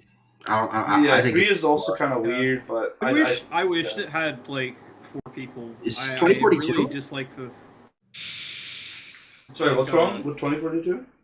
No, I was waiting for Sergeant to finish. Yeah. It's 3 players, and I think it's like 60 players at max in a game, and I really don't like that. Yeah, it's a lot smaller, yeah. That is true, yeah. Because the movement's different. Apex Legends is fun, but it's... I also think more people. I also think the balancing between unranked and ranked and stuff is pretty weird. Like, I played like bronze or whatever, and it's like there's a bunch of people like sweating their ass off in bronze, and like you go to unranked, and then unranked it's just like you're just matched up against like a bunch of platinum people or something crazy. There's ranked in Apex. Yeah, there's ranked. There's a league in it. Why would you care about your rank? Well, it's not that I care about my rank. It's just that I want to be able to play against people who are of my level. It's like CDL leagues in Call of Duty. It's literally the exact same thing for Apex. But like, because the thing is, in Apex, when you just play non-unranked, right? It makes you go against anyone, everyone. So it just makes you go against people who are all just like platinum and fucking diamond and shit. Call of Duty does though. Well, the thing is that I feel like there's a difference in the matchmaking system, and I feel like for some reason, well, Apex's matchmaking is just kind of like, I don't know, it's not to my liking. That's what I'll say. The thing is, like, Apex matchmaking, it just puts you against whoever, but a lot of the people who play the game still are people who are really good at the game, because... Yeah, but that's going to be like... They would rather play unranked than ranked. If you play MCC, that's basically what you're going to... There's no ranked. Well, there is. Exactly. But if you play the unranked versions, even with ranked, everyone that plays MCC, especially 2, 3... for their competitive matchmaking, you're gonna get shit on. Like it's just everyone is cracked at that because they've been playing since 2010. Like 2-3 reach. It's just been the same people playing since 2010 because they didn't go on to Halo 4 because that one was very bad. Yeah. So you're playing against a guy that's been honing his skills for 10 plus years. It's not going to be a fun time for you, but that's just the reality of it. Well, yeah, it's just kind of the reality of the thing, and I think like that was the issue with, say, StarCraft 1 as well. When I was trying to get into StarCraft 1 with like Howda, like I remember my main issue with that was that like I was somebody who was like not new to the game, but like I didn't play multiplayer. I was new to multiplayer. So when I tried to get in and try to play against people who were like saying that they were a little new to them was like a year or two, not like a couple months of playing against somebody who had a little bit of experience. And like like the difference was just something that was like impossible to cross because there would be nobody that I could keep scaling against to get better at that stage. It would just be it would always be like a one-sided battle. So that's kind of the reason why, like, again, don't get me wrong, that's just the reality of these games, but I wish there was some way around it. But, it is what it is. Because I like seeing pitch battles. That's kind of, like, nice to see. But it is what it is. So yeah, anything else about Vanguard? I don't think there is, right? I'm personally not going to be purchasing or playing it just because of like the kind of trail that Call of Duty has been going down as like a whole. Yeah, I probably will not be buying the game at all. I think there's a very good chance. We saw with Modern Warfare 2019, they could make a good game. Yeah, I saw with Black Ops 4 that they could make a good game. Yeah, they had all those bad games prior to Modern Warfare 2019. Prior to Black Ops 4, yeah. I personally think Black Ops 4 had its own issues, which came from, what do you call it? Blackout. Oh, Blackout was shit, but that's not the point. He's not wrong. I think their optimization in Black Ops 4 was very bad. Yeah. But in 2019, their optimization was pretty good. When they handed over Warzone to Raven, that was very, very tragic mistake. Okay, personally, I think those people should probably go work in a factory for the rest of their life. There's other people that are sweating their ass off to get a job like that. I don't think you deserve to have a job like that if that's the kind of management that you do to people paying for your game. So maybe go work in a factory. Like, I'm not going to name any names, but there are factories that will treat you like shit, like you so deserve. Chris is just all right, so 2042, are they going to have a battle royale? No. Oh, actually, wait. Sorry, no. That's what I was going to say. No for Halo Infinite. I meant Hazard Zone. They're going to have that. They're going to have that raid style, like Tarkov, where you go in, get out. I don't know why. That's just. I don't want to play a Tarkov. I played Tarkov for 500. I was about to say something that would have gotten me. I've played Tarkov for almost 1,000 hours, which is pathetically low to the pathetic individuals that play that game. But I would say that game literally takes your life away. If you want to actually play the game, you have to be on neat bucks to be able to afford it. You can't have a job. You can't. If you have a day job, you can't. It's hard to enjoy Tarkov. I mean, there will be a lot of those people that'll be like, "No, man, I have a day job, I have kids, and I still play Tarkov." Good for Yeah, you. those kids aren't going to turn out right, and they're going to hate you. They're going to swipe away.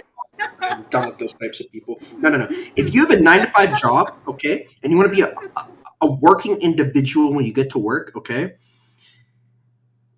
you have at most 2 to 3 raids to play on Tarkov because, and that's if you don't do anything other than eat and then go to sleep. That's it, and then everything else do it because you spend like 30 minutes gearing up for the raid, 10 minutes waiting in a lobby to get inside the raid, and then you spend 40 minutes in the raid because you got to do various dumb shit like running around the map and then standing around and listening if you can hear Assuming you someone. don't just get headshotted in the first like 5 minutes. Okay, Chris, you take 30 minutes to gear up. I don't.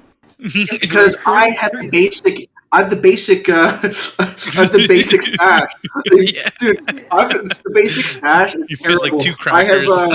I have every single slot is filled with what are they called? Chest rigs, because the chest rigs have more space than the actual space they take up. So I'm maximizing my space in my free to play stash. Like a little rat I am. And I'm not afraid to get it. So my only thing I'm gonna say is I just feel like with Tarkov like I just feel like I hope that there's a way that we can see like I don't know, like maybe there's gonna be like a hardcore mode for Tarkov, and it's gonna like split apart the game into like. I thought hardcore, two-ish. like Tarkov, was already hardcore, bro. Yes, it already is, but they're also planning on making it so like you're able to have like I don't know, like between multiple raids, like you go through from one raid through another or something. That's what I've heard. Yeah, they're planning on doing that. So basically, then they'll like probably divorce the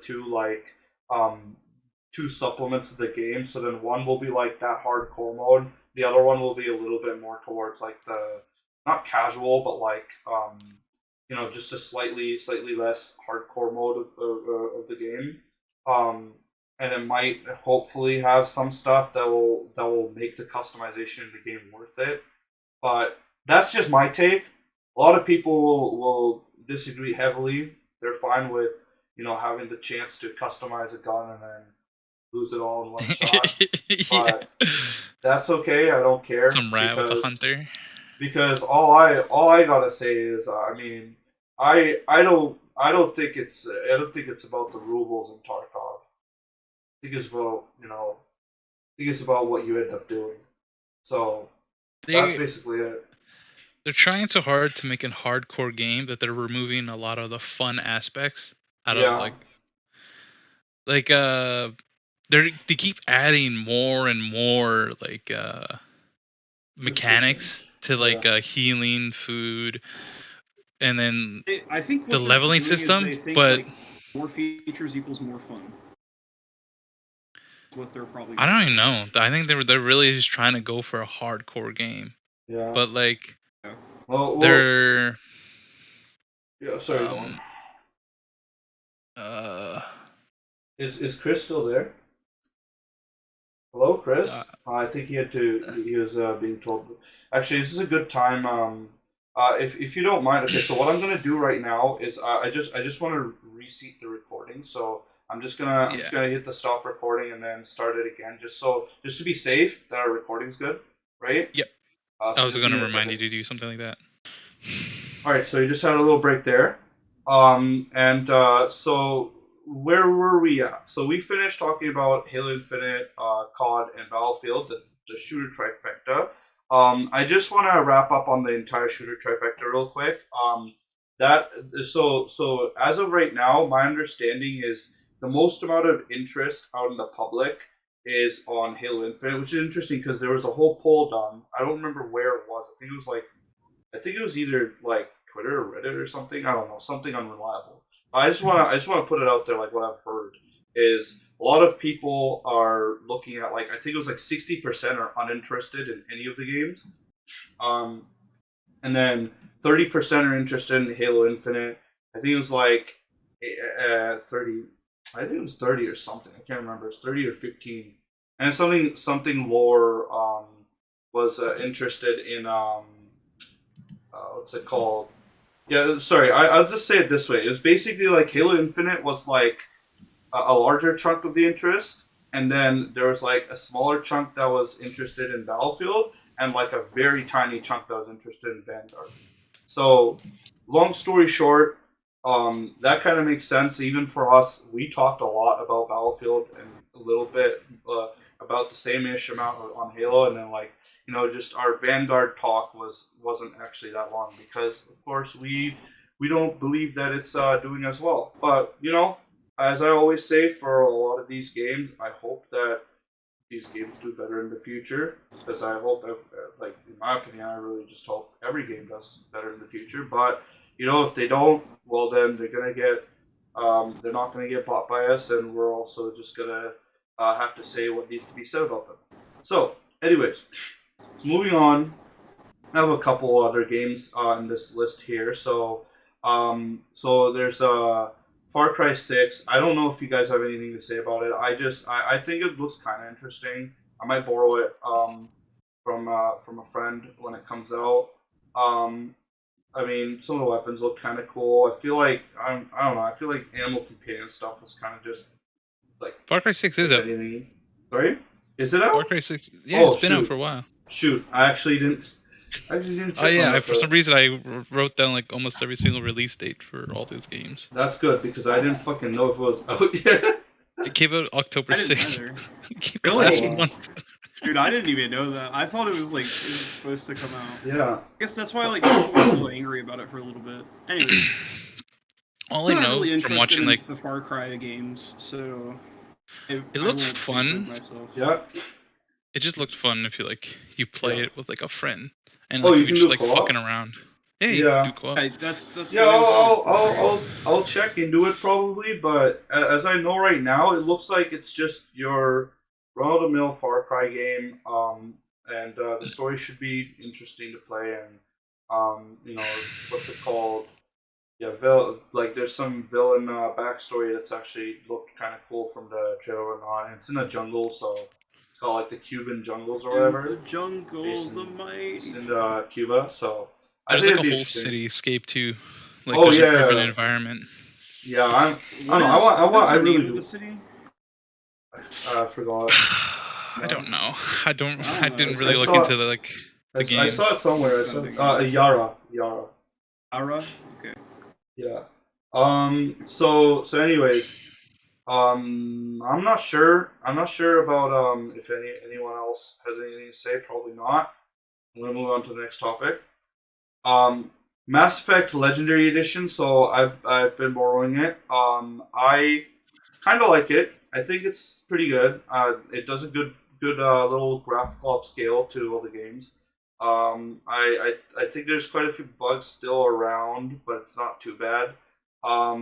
The Mass Effect 1's original game movement and questing, how it's really slow and really sluggish, is the same. So I guess they're staying true to the original game. But you know what? I mean, I kind of have to excuse it because that's the old game. That's how it was. So they didn't want to F around too much with it and make it completely different. I don't know. I could sit through it. It's not too bad. The graphics, yeah, as I said, were upscaled. Looks pretty good. Very nice. Triple monitor support's pretty epic. A little bit buggy, but epic. It works. Yeah, I'm excited to finally get to. I'll be getting to Mass Effect 2 with the Legendary Edition at some point, and that's what I'm really excited about because that's one of my favorite games of all time. Is Mass Effect 2 because I just love so much of the story stuff and just a lot of things in Mass Effect 2 I just love so much. But yeah, any words from any of you guys on Mass Effect Legendary Edition? I wrote down boobs and sex. That's all. All right, Coomer. I guess Chris doesn't have anything to say, and Sergeant doesn't either, right? No. All right. Continuing on, we have the Cyberpunk. So I will say I didn't really hate it that much, but I also kind of expected to have a rough launch because of all those delays and all this stupid stuff going on. and because there's just too many people banking on the fact that it was CD Projekt Red, and CD Projekt Red to them was like seen as angelic after Witcher 3, and I'm just like, I don't know about that. And they're like, no, trust me, this company is really the good company. You know, it's like every company is a company, dude. Bound to make mistakes. Um, Combat was okay in my opinion. Vehicles were pretty bad. The cop system in the game is one of the worst things about the game. It's just fucking awful. Um, some of the quests are okay. Some of them worse than others. Sometimes breaks. Um, not very many layers in the cityscape. I thought the cityscape would be a lot more layered, a lot more like up there and around. It's okay. I mean, the city was still kind of cool to go around. Yeah, that's why I think like not enough verticality in the city. Hacking is kind of overpowered. Um, Gun customization kind of sucks. Though some of the guns are pretty cool. Really, in my opinion, it needs a good big patch and some updates, and just needs a lot of fixes, a lot of issues. Still pretty buggy. While you guys talk But, about Cyberpunk, I'm gonna go grab a bowl and a bottle of water real quick. I'll be back momentarily. Yeah, no worries. You can if you have nothing to say, that's fine. We can continue. And wait, is Chris still not here, or I know he came back around, but I guess he probably doesn't have anything to say about this either. He already kind of did. I mean, he did say that he knew that they had like 10 years to work on the game, and then they come out with this, and it's just super disappointing. And yeah, I mean, for the people that are They've been working on this game for 10 years? Well, not 10. It was like something like 8 or something. Because, well, they announced it like 20, I don't know, like, when did they even announce it? It was so long ago. I can't even remember. Cyberpunk announcement date. Because they announced it in 2012. So, yeah, the game was announced in 2012. Trailers were released in 2013. And I think their first view of how the game was supposed to look was, I think, 2015 or something. I can't remember. But the point is that people have waited delay after delay, and they've cut features, and they've just overall made a mess. So, I mean, yeah, you pretty much share the same kind of opinion, right, boy? Yeah, it was a terrible release. Even on last gen consoles, I never bought it on last gen. But apparently, consoles. it was Are awful. you guys talking Dude, I don't know how it managed to Why would they even release it? Yeah, why would they even sell it? The console editions were so bad that it was actually Isn't it recalled? Yeah, they took it off of PlayStation Store, but not the Xbox. Did they get a lawsuit or something? Yeah, they're getting lawsuits over it too, because it's actually unplayable. That's a professional. So for the console side of things, and here's the thing, usually I would have just said something cold oh, I don't care, it's console, but honestly, this is even for the people who play console, I kind of feel really bad. That's an awful thing to have, where you're you bought a PS4, when did the PS4 come out? 2013. 14, and then really? you were probably expecting, oh, I could play Cyberpunk and it might look like this, and you end up opening up Cyberpunk and you're getting the same experience that I get when I try to play Battlefield 4 in a Dell Latitude E64. So basically, I don't know, I just think that every piece of hate that's coming towards them for the actual game, is well deserved, I think, because it's very, very, very disappointing to lose this much trust in the consumer base. And honestly, when I say that, I mean every piece of hate. I mean this in criticism. I don't really mean hate as in harassment or anything. I don't condone that, but I feel like it's something that they have to earn back from the community. But for me, because I wasn't as invested in those 10 years, I just didn't care as much. I honestly think they could have taken another couple of years.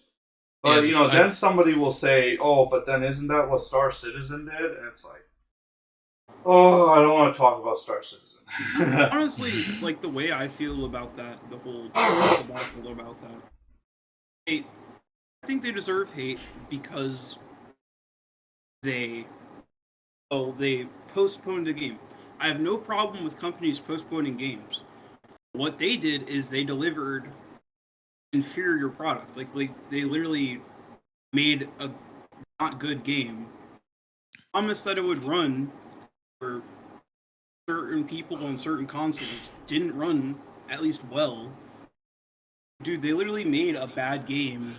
Right now, And then they're wondering why people got angry at them for making a bad game. Right now, all they really got for them right now to save their ass is they have to pull a No Man's Sky, and yes, that's exactly what I was gonna say. Yeah. They have to do as much work as those guys did, because again, some people might disagree with me on this, but No Man's Sky literally turned around and became to me, went from being a shitty game release that was honestly one of the worst releases of known history, right, in human history, and turned it around and turned it into, like, in my opinion, not in my opinion, but like, turned it around to one of my favorite games. Like, it's in my top 10 list, and some people really like the game too. And again, a lot of other people, they don't enjoy it. That's all right.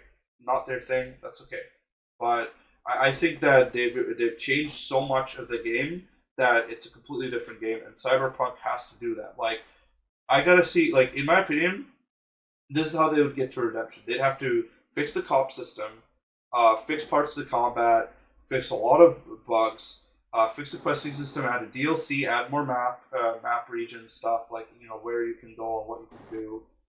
So more like side quest stuff and stuff like that.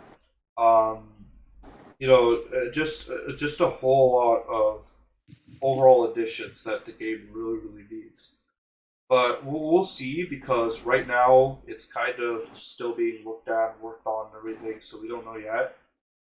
But I think that it was one of those releases where we just had to kind of say, like, very disappointing, whatever, right? Anything else you guys want to say about Cyberpunk? No, right? No. Yeah, I think Chris it's just a poorly executed game. Yeah. It could have. I don't think Chris had anything to say about it, anyways. But I'm gonna move on. All right. So then there's oh fuck, this is what I actually need Chris for the strategy games. So actually, you know what? I might wait until Chris is back so we can do this one. Do you want to cover like a different category? Yeah, I'm gonna cover a category that we can talk about without Chris here, which is Resident Evil 8. So I was actually gonna say, ask you, Boy, how was Resident Evil 8? I know it was a little older, but I wanted to kind of ask you. Resident Evil 8 was, to me, really fun. Like, Okay, I put in like 9 hours when I first bought it, like my first playthrough, and like I don't know, it was just the way you play the game is like you can either play straightforward and like just do the story, or you can spend the extra few hours gathering up like looting the area basically. Yeah. And finding like all the secret stuff, so you can be stronger for the next fight and have enough ammo for like the boss fight that's coming up. And there's a lot of enemies that are like there was a lot of side areas, like once you made it through the castle, you could go, or even in the castle, once you go through an area and come back, there would be enemies that respawn till like a certain point, and then like once you kill like off either a certain enemy or enough enemies, you would get like a treasure, something you can sell, and then you can upgrade your weapons. And like the first playthrough was very fun. Like, it was really fun. Like the bosses were pretty cool. And overall, you'd go through the areas, and the game looked amazing. The game looked really good, actually. but I also play that when I had my shittier CPU, so I had to play on a little bit lower settings than it would really look like. But yeah, so that was like my first playthrough, and then you can replay through the story again, like multiple times, like a new playthrough, new game plus. You start off with all your items, and then you can slowly unlock the unlockables and do like all the challenges of like beating the game in this certain amount of time. I need to do like need to finish my new game plus for Doom Eternal. That reminds me. I'm not gonna lie. That's a game. That's a game that I actually kind of enjoyed playing through, and I want to be able to do new game plus and like play using some some of the modifiers and stuff. It'd be kind of fun. But yeah, no, that's good that you enjoyed it and all, because I heard it was like pretty interesting. There's quite a lot of hype, like leading up. Oh and, yeah. Of course, for the for a specific set of characters, but yeah, we're not going to talk about yeah. Lady Dimitrescu. Oh god. Or Dimitrescu, the big booty. Oh my god. Yeah, I heard it wasn't as scary. Dude, it was, I heard it wasn't as scary. There's a certain part you Yeah, you fall down, and then like you have to crawl through a hole, and like you're super low to the ground and you're crawling through the hole, like you're prone and you're crawling through the hole, and then she grabs like a bottle of like blood wine or whatever, and then she turns around and you just see this fattest ass ever, and it's like, oh my god. I mean, like you try to get through the hole as fast as you can. So you get up close. Oh my god. Yeah. But Man, I swear more people probably played like Resident Evil 8 for like freaking like the down bad than actually for like it being a Resident Evil game and wanting to see how good it was. I thought Poi played it because he was dumb. I'm just kidding. But anyways, no. What I personally heard was apparently people said that it wasn't as scary as the last game. Is that true? yeah, I was about to get into that. Yeah, there is. I think you would classify it as the dollhouse section, because the boss fight there kind of sucked. Not gonna lie, like that was like the worst boss fight. But overall, the vibe that you get from that area, where like you go into the basement and then you have to solve a puzzle, and it was like you can't defend yourself against like the thing that's chasing you. I don't want to. I'm not sure if I should spoil, but yeah, no worries. Don't spoil it if you don't have to. Yeah, but it was a really, you get like that feeling of being chased the whole time, and it's like that's pretty cool. Oh my god, it is like, it was like a really cool, scary part, and then like, what you call it? They also had mercenaries. Was kind of actually I don't know, like, I don't usually play Resident Evil games because, I don't know, I'm not really into the horror genre that much, but, like, there's a little bit of me that kind of wants to play one of those kind of horror genres, especially because a long time ago, my brother and I, we played this game called Condemned. I don't know if you ever heard of it. Yes, I like Condemned. My brother was like a huge fan of that game. Like, he thought it was amazing. And I was like definitely a little bit like scared and whatnot because I was a kid, right? I was like, oh my god, this is like a really Condemned is a really scary. It gets you going sometimes. Yeah, but I felt like, but there was this vibe from that game that I don't know. There's this scary game vibe that's actually kind of like interesting. I don't know how to put it, but it's like. Have you played Fear? Oh no, I haven't played Fear. I don't play Fear. The only Sorry, Sergeant, are you answering? Oh no, I was just asking like what if he was referring to the Fear that I was thinking of. Yeah, no, I've only played so like I haven't played very many horror games. Like Condemned was the one that I watched my brother play through. And that was like, I guess that was the vibe. Maybe it's just because I was playing with my brother and that's why it didn't feel that crazy. Now that I think about it, you know what? I have a slightly different outlook to horror games. I might not be too against playing them, depending. They're usually like more like puzzle solving games. You know what I mean? Yeah, I think I can I can fuck with that. I'm not And actually then fully against that. I just don't like horror movies because it just kind of happens. But I want to be able to see. I want to be able to like take control. So then you can be the guy who stands up against the monster and dies standing.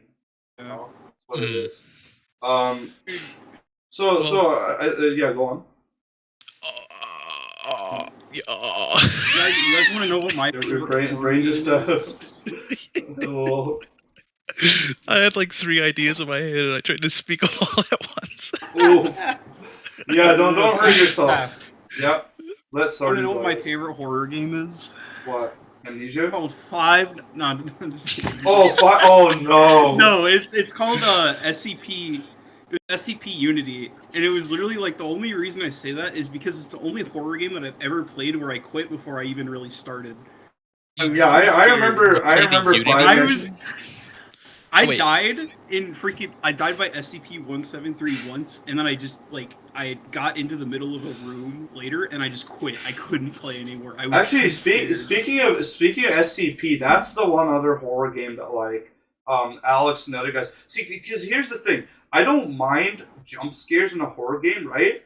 What I want is not jump scares, but one of those as you were saying, the thrill of being chased, right? That's something that I remember because in Prince of Persia 2, Warrior Within, you get chased by something. I don't want to name it in case of spoilers. But you get chased by something, and that thrill is pretty fucking awesome. Because you're running around trying to do parkour shit while this thing's coming at you. It's fucking sick. I think Evil Within is a good one. It's like a survival shooter. It's like Resident Evil. The first one is you fight bosses and. Honestly, I feel like I've been sleeping on the genre just because of a lot of the games being kind of I always thought horror games were just, you get scared and your character you gotta run away and get scared and run away. But there's actually very good games in the horror genre. Amnesia is a good one too. Okay, you're mostly hiding. You're hiding and running away. So it's Amnesia. Yeah, Alex is a huge fan of Amnesia. He's not here unfortunately, but if he was here, he'd be talking about the thing that makes Amnesia scarier. You probably watch and play Amnesia. It's you can't defend yourself. Yeah, in the Amnesia games, you can't really defend yourself. See, that's the thing is that I am kind of in the middle. I feel like you should be allowed to defend yourself in some of them, but it should depend on case by case basis, I guess. Literally, if there's a game where you can't, if something's coming after you and you can't really do anything to once it's next to you, you're dead. You'd have to run away. I think it's scary, but it also depends on the context of what the game is. So, Amnesia or for Outlast, it works perfectly. You can't do anything except run away. Yeah, I was gonna say, and you're about to say Five Nights, and I was like, all right, I'm gonna stop you right there because I already insulted a Five Nights at Freddy's player, and I'm not happy about it. I'm just gonna. Well, I insulted the game. I didn't insult the person. I'll just pretty insulted. But I don't know. Again, no offense to people who like the big jump scare stuff. It's cool. I thought you were about to say no offense to people who like big chungus. I was like, yo. To be honest, sorry. Five Nights at Freddy's is more of a chore. There's a jump scare. But it takes more mental power. Well, once you see the jump scare once, it's harder to get scared by it again, and that's something I feel that's what the thing is. That's why the witch in Left 4 Dead was one of those things. I get scared by it the first time in Left 4 Dead 1, and then once we get to Left 4 Dead 2, it's someone's gonna take care of the witch. But yeah, sorry, Poi, I didn't mean to interrupt you. No. It's I was just talking about Five Nights at Freddy's and how you just you're micromanaging your camera and the power, and then you gotta it's just make sure the things, and it's sort of a boring gameplay loop, and it's the only fear of it is you're going to get jump scared, and I guess that's okay. I mean, some people like it, but there's survival horror games are pretty fun. usually. Point and click horror. I mean, it's not exactly the best. Yeah. But yeah, we'll see. Like, cause I have yet to ever really try out that many like of those horror games. I think the reason why is because I feel like some of them just I don't know they make it super edgy instead of just like scary. I don't know. Like they go with the whole emo Five Nights at Freddy's. like Is that yeah, what you're it's saying, like Sav? It would be like Cry of Fear. Cry of Fear is like what you. Fear. Cry of Fear. But what's it called? I played that There's Dead Space, which I heard was like really good. Oh, Dead Space is very good. It's very creepy. It's very creepy. It has a good atmosphere. I actually been wanting to play Dead Space. I've heard it's good. Heard it's very good. Isaac guy. Yeah, go on. Sorry. Alien Isolation. It's like another very good survival horror game. It's like I think where you get to defend yourself. You can fight back. Like you can't fight back against the alien per se. Like you can scare it away, but there's no actually killing it. Why does that remind me of fucking 7 Days to Die? Why does it remind you of 7 Days to Die? Because you can scare back the what's called the killer. But you can't you can not scare back. You can slow him down, but you can't actually like kill him. You mean Dead by Daylight? Oh, Dead by Daylight. Not 7. Yeah, 7 Days. I always get those two mixed up. Oh, I'm sorry. Yeah, That's too. Wrong, I was wrong like, game. yo, what is Saf talking about right now? He's like, I don't even know, bro. Yeah, no. That's the wrong game. I was saying 7 Days to Die. 7 Days to Die. I still have yet to play it properly with boys. Just I kept getting just waiting on we're just waiting on like a couple I more just people remember to the play time that I played it while Saf was watching my screen, and I watched Sergeant play it that one time, and I don't know. I got really tired, and I think I passed out for a little bit, and then. And Saf woke up to like seeing some obscene language on my screen. It's funny. Yeah. I passed out during movie night. Stuff on the wall. Yeah. I passed out during movie night, and I passed out on the couch, and I woke up, and my heart was racing. I was like, "Where am I?" Wait, was this the horror movie one? Yeah, Deep House. That one was sadly terrible. for you guys, I'm sorry. Yeah, I'm sorry I did sit with you guys through the movie. Well, I was in the room. I just didn't watch it because I wanted to work on my VR, and I didn't have time to do other stuff. I wanted to set up my VR, and I was looking at my Minecraft city, so it was great. It's a good time. Yeah, go on. I was just going to say, I thought the movie was going to be better. It was not. Oh yeah, it wasn't. In case anybody's wondering if this podcast ever gets out into the open world and reaches people from Japan or whatever, I don't know. Watch Deep House. It sucks. Garbage movie. Yeah, no. Watch Paranormal Activity. Dude, there's like Paranormal. Oh my god! No, United States. Yo, I watched in Japan. Okay.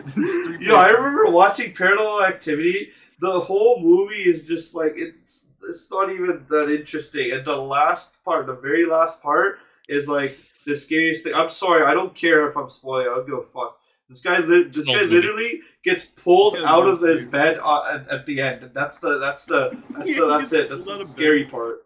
Dude, that's supposed to be the scary part. I would sit there and like whenever like the camera would turn on or like it would be like night, and then like you just sitting there watching the camera, see what's happening, looking at the time, see if they're speeding up. Dude, I was like paying like super focusing like on the movie. It was.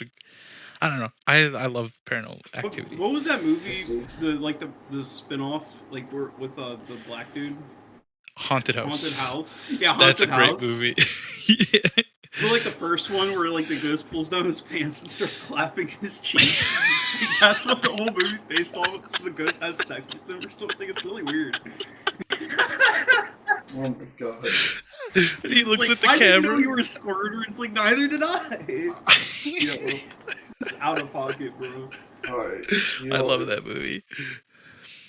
So that's a pretty funny movie. I don't give a So continuing on. What's it called? So I'll save that for when Chris is here. Oh yeah, right. So yeah, Chris hasn't played New World, but I don't think he has much to say about it. Anyways, I will say what I've heard.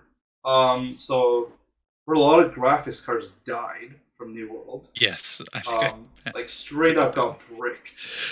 New GPU Fire World. That's what Yeah. Yeah. I heard when the game came out, it was having a lot of server issues. And people weren't able to connect. And there's a lot of people saying, and this is funny because a lot of people are saying, this game I heard is very good. Sadly, I can't get into a server to play it. Like, I'm thinking for a whole week. It's having server issues for like weeks. I heard it was super grindy and not really that exciting overall. Now that I'm not sure as to how credible that information is that I've heard. But as far as I hear from you, I think you said it right, where you said New World literally has copy paste cities, right? Like full on copy pasting each and every city. Don't get me wrong. A lot of games do this, but it probably did it in a level where like the whole layout is exactly the same. Yeah, the buildings were exactly the same. Probably like the foliage and like all the textures were probably a little bit different, but like.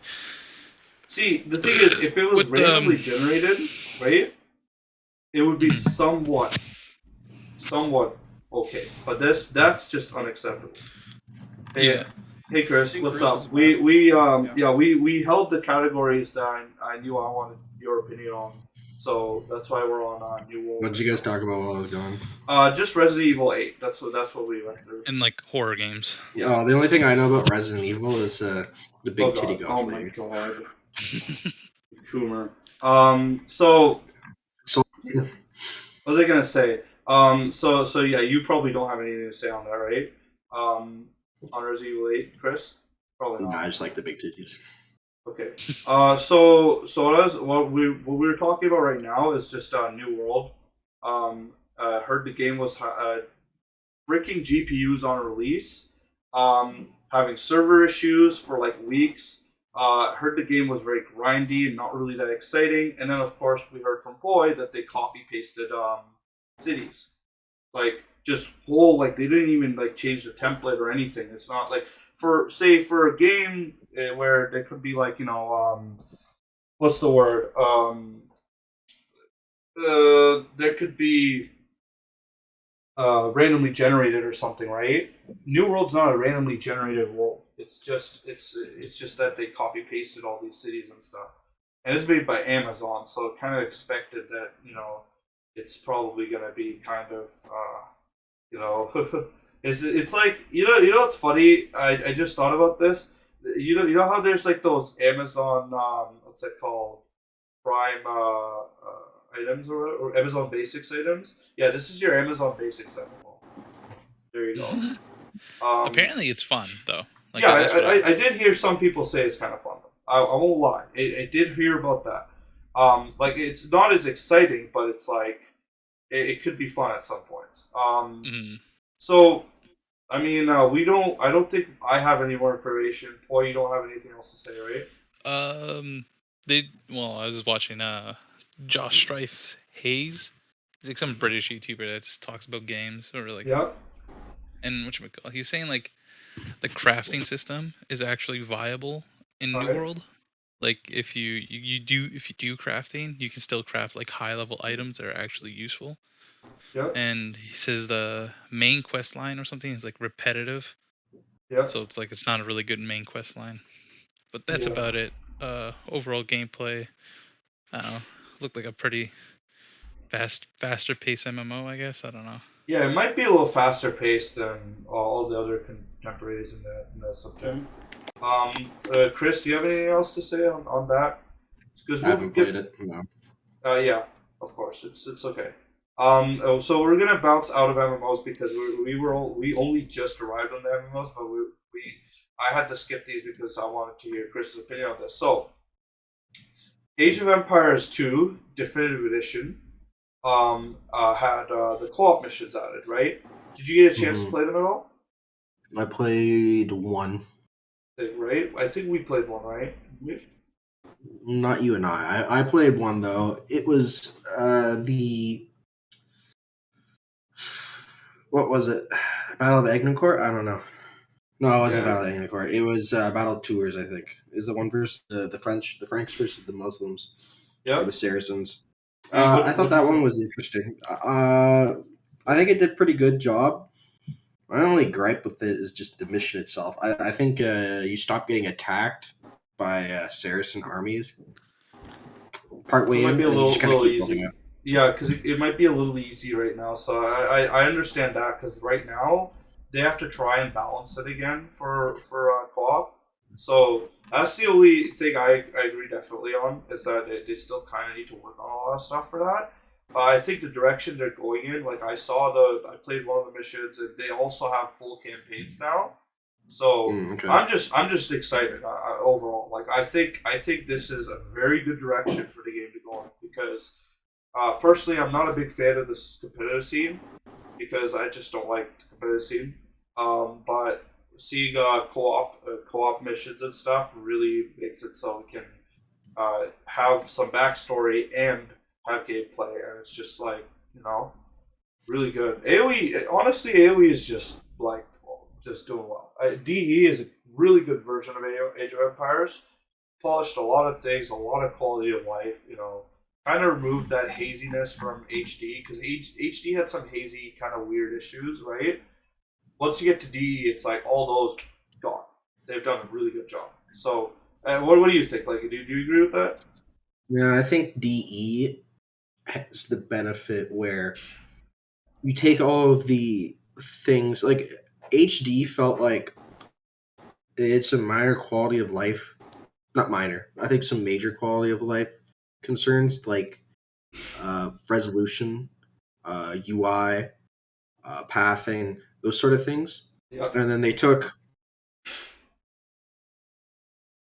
a bit of the problem is they took the Forgotten Empires, and then the extra two DLC packs they came out with, which were the Rise of the Rajas and the African Kingdoms.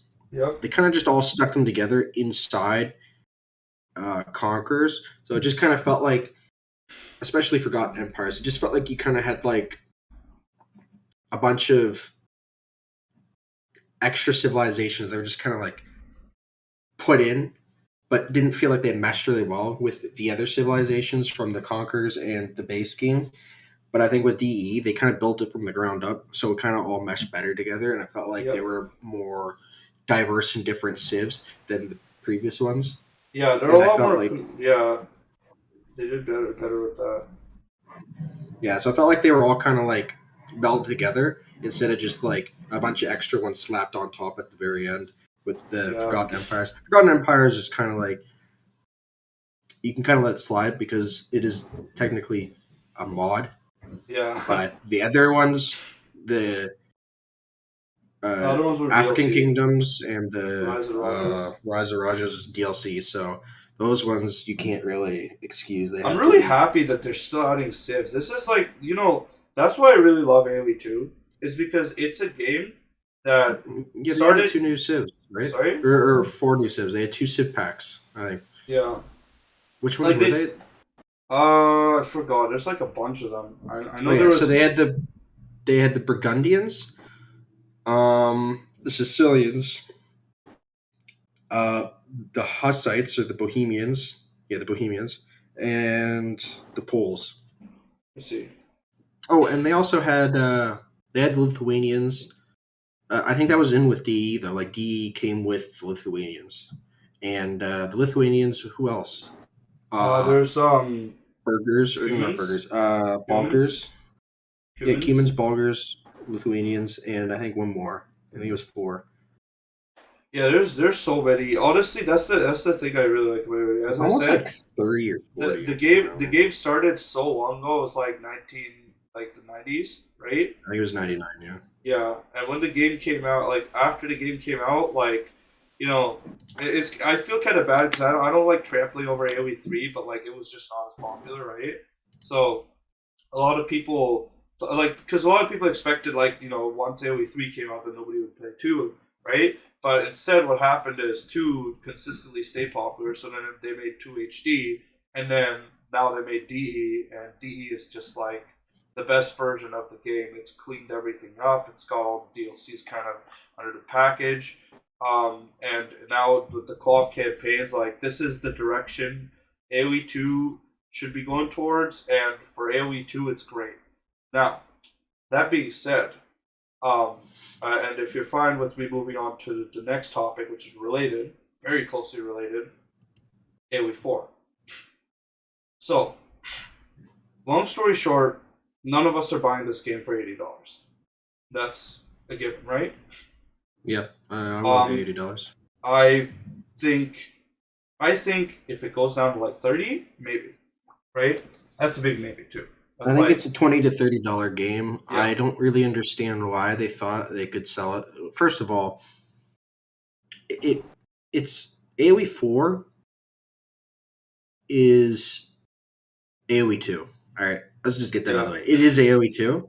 Yeah. But instead, they're really working from the ground up. Like I said, with DE, 2 DE is like they took everything from HD and then just melded it all together, so it was like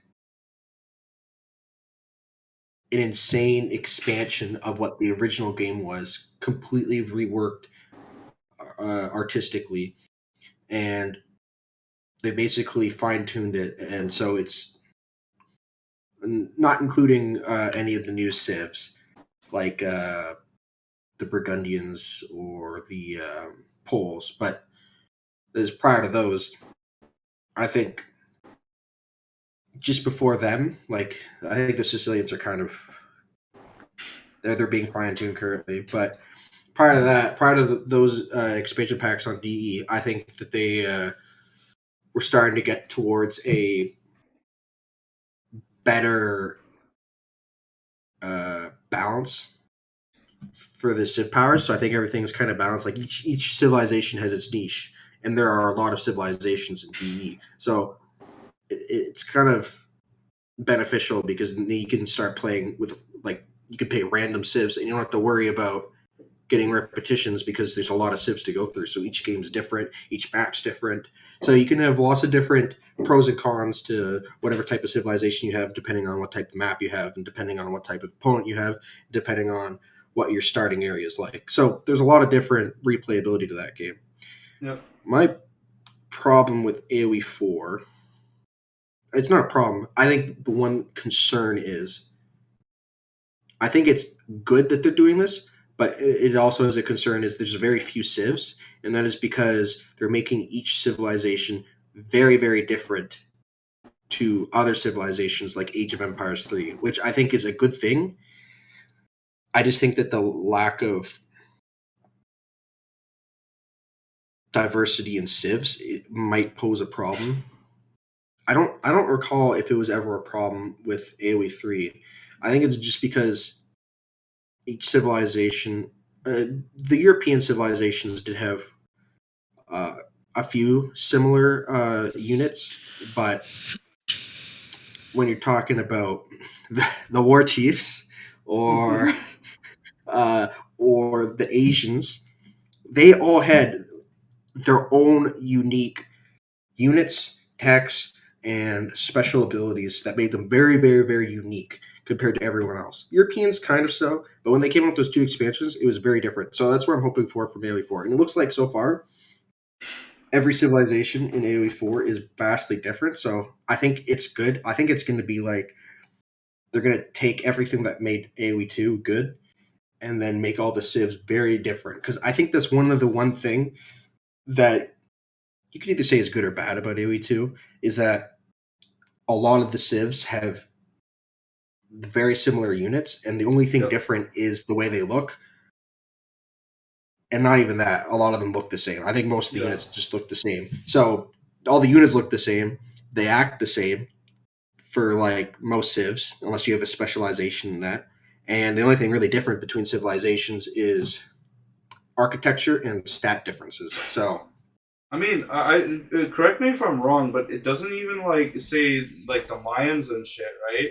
Don't they have like what's it called? Or do they have militias that go to man-at-arms and all that?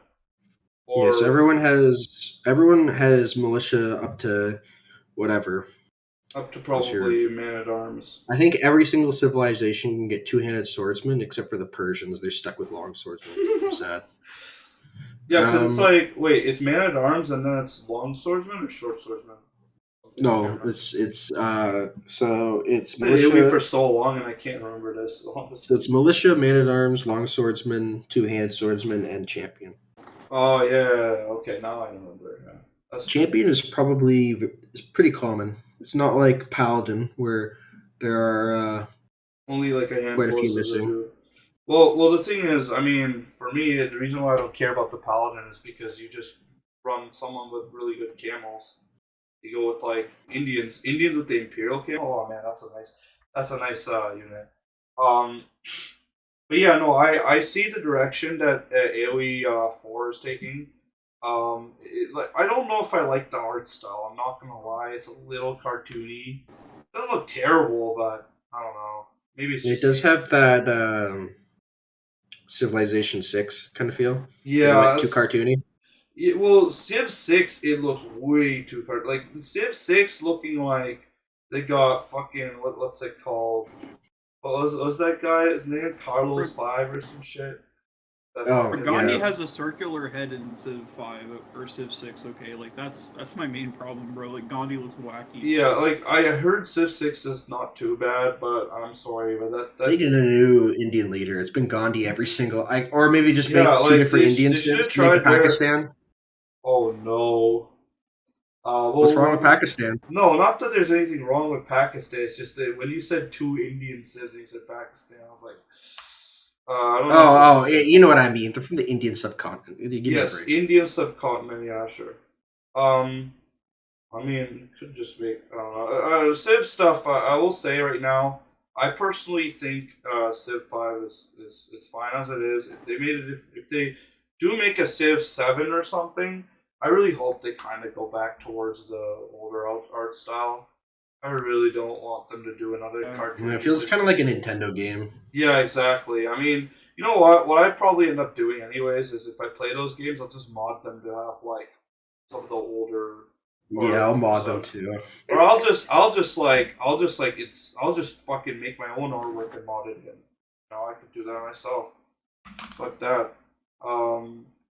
So, anyways, that being said, yeah, no, what's it called? AoE 4. I heard the campaign was good. Heard the multiplayer is still kind of polarizing. Like some people who are really sweaty apparently are saying that's always going to be. I think the sweaty people thought it sucks and good at the same time. Like it was very polarized between even sweaty people. So, I don't know. There's so many problems with matchmaking. Sweaty people in Call of Duty, I think. Call of Duty. Or sorry, it's just sweaty people in general. There's like something wrong with them. What was that one thing there? Vugo or something? Yeah. Voobly? Yeah, no, fuck that. Yeah, that's where like Voobly is basically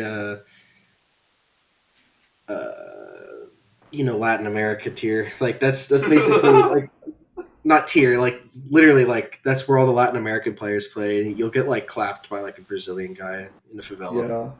Yeah, that's how it is. So what's it called? Let's see. So yeah, for AoE 4, there's not really much else I can really say, unless you have got anything else to say. Probably not.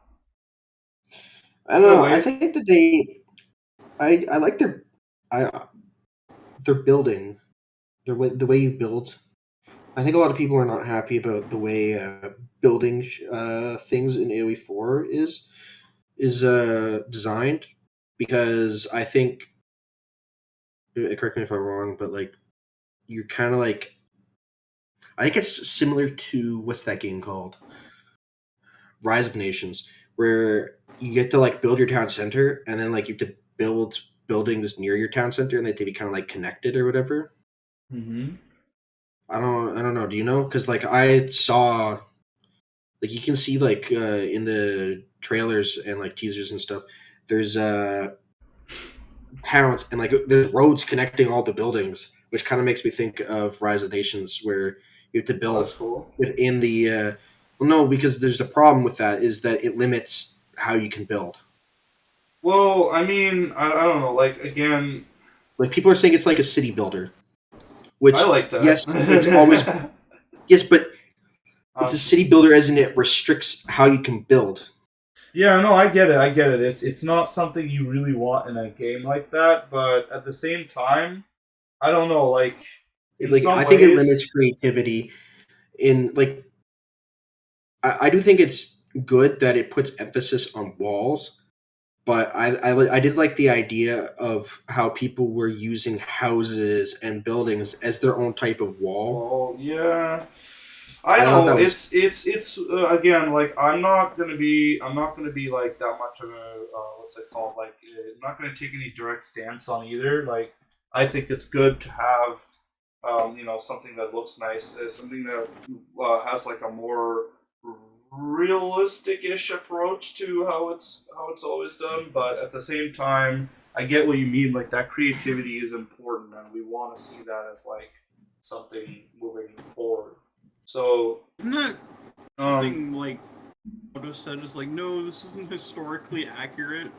I don't care about historical accuracy. This is whatever. Yeah, that's what I mean.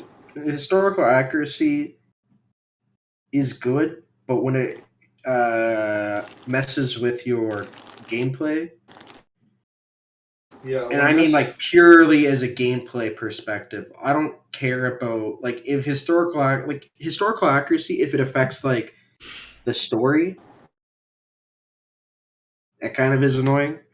But I prefer gameplay over historical accuracy if it's going to make the game more fun and if it fits into the like action perspective, because it's like you know talk about historical accurate, the game's not even realistic. Like got like 2 billion guys coming out of your barracks and stuff like that. It's like yeah whatever.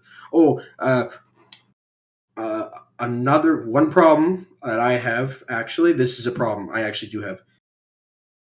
Yeah, I believe I've heard that there is a 200 population cap. Oh yeah, I heard about that. The population cap. I actually forgot to mention that. The population caps, I don't know what is their problem or what they haven't figured out yet, but in every single Age of Empires scene, people have been modifying the game to get around the population cap.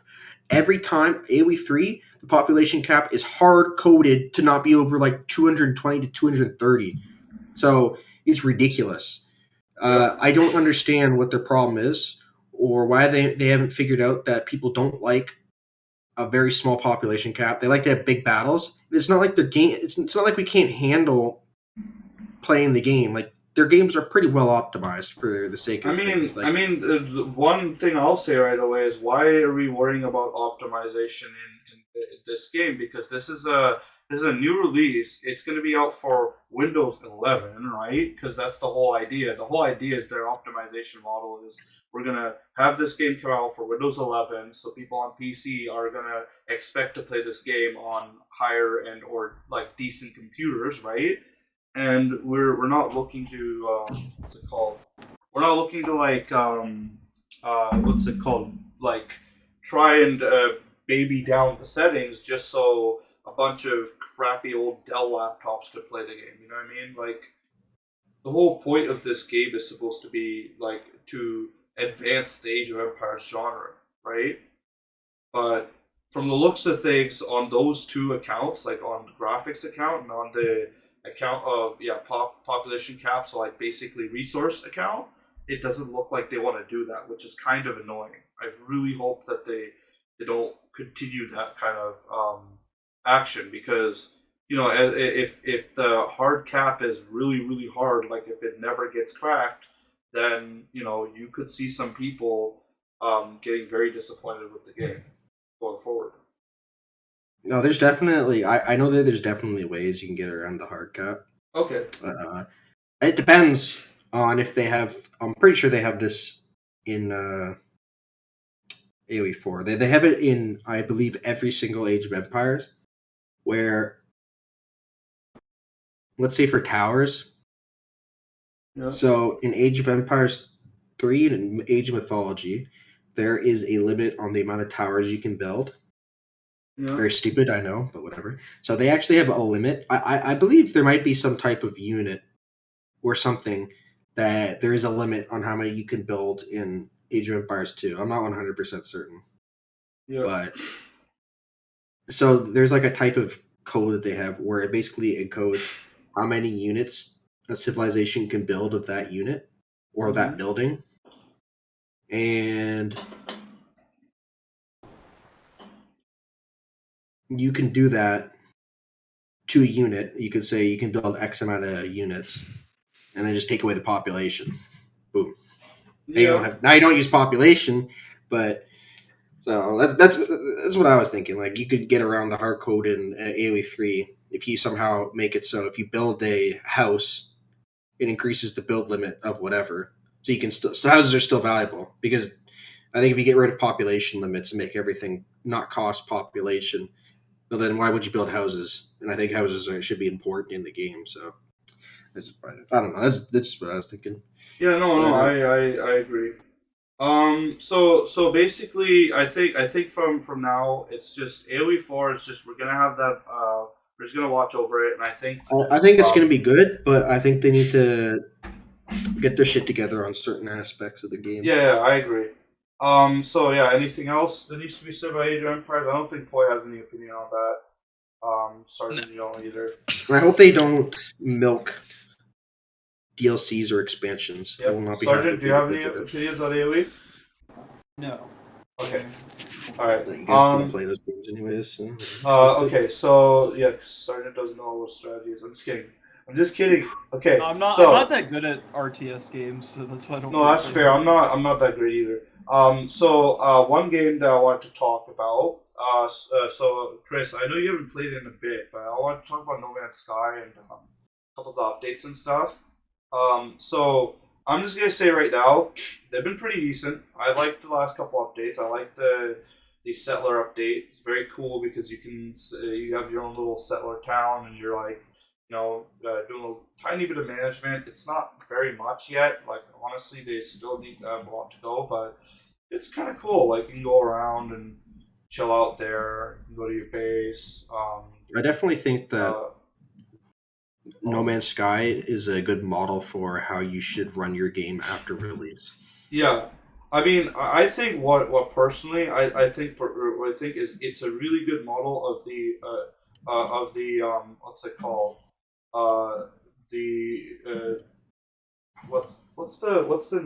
what's the name of it? It's like active. It's like when it just a game gets consistent updates. I can't remember what it's called. There's a name for it. But it's like active delivery or something. I can't remember. But whole point is that like these dynamic games where you got like Minecraft where it just gets updates after a couple years or not years, sorry, months. And then you got like this No Man's Sky, and Minecraft has been doing it okay. Like its updates are not really to my liking entirely. I don't hate them. That's what the community is for. Yeah. But No Man's Sky has been doing pretty good updates. Like a lot of them, especially when they changed when they made the what's it called, the sphere you go inside of, and you go to the place where you meet up with everybody. I can't remember the name of that thing, but that thing is really well done. I think that's like No Man's Sky is for me still quite a lot of fun. I've enjoyed flying around and doing what I do, just chilling.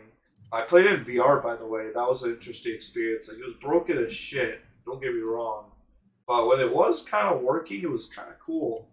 Because it was like I could look outside of my ship and see the planet underneath, and I could what's it called? Like move around the planet in first person, look around. Like be in my own base in first person, look around.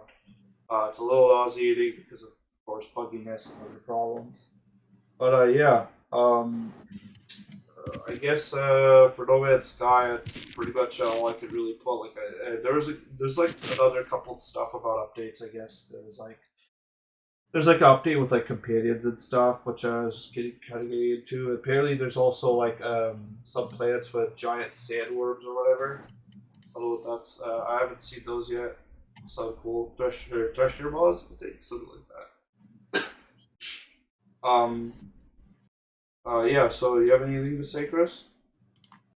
No. You'll probably jump back on the game at some other point when we got time, right? Yeah, it always feels like I just never have any time to do anything.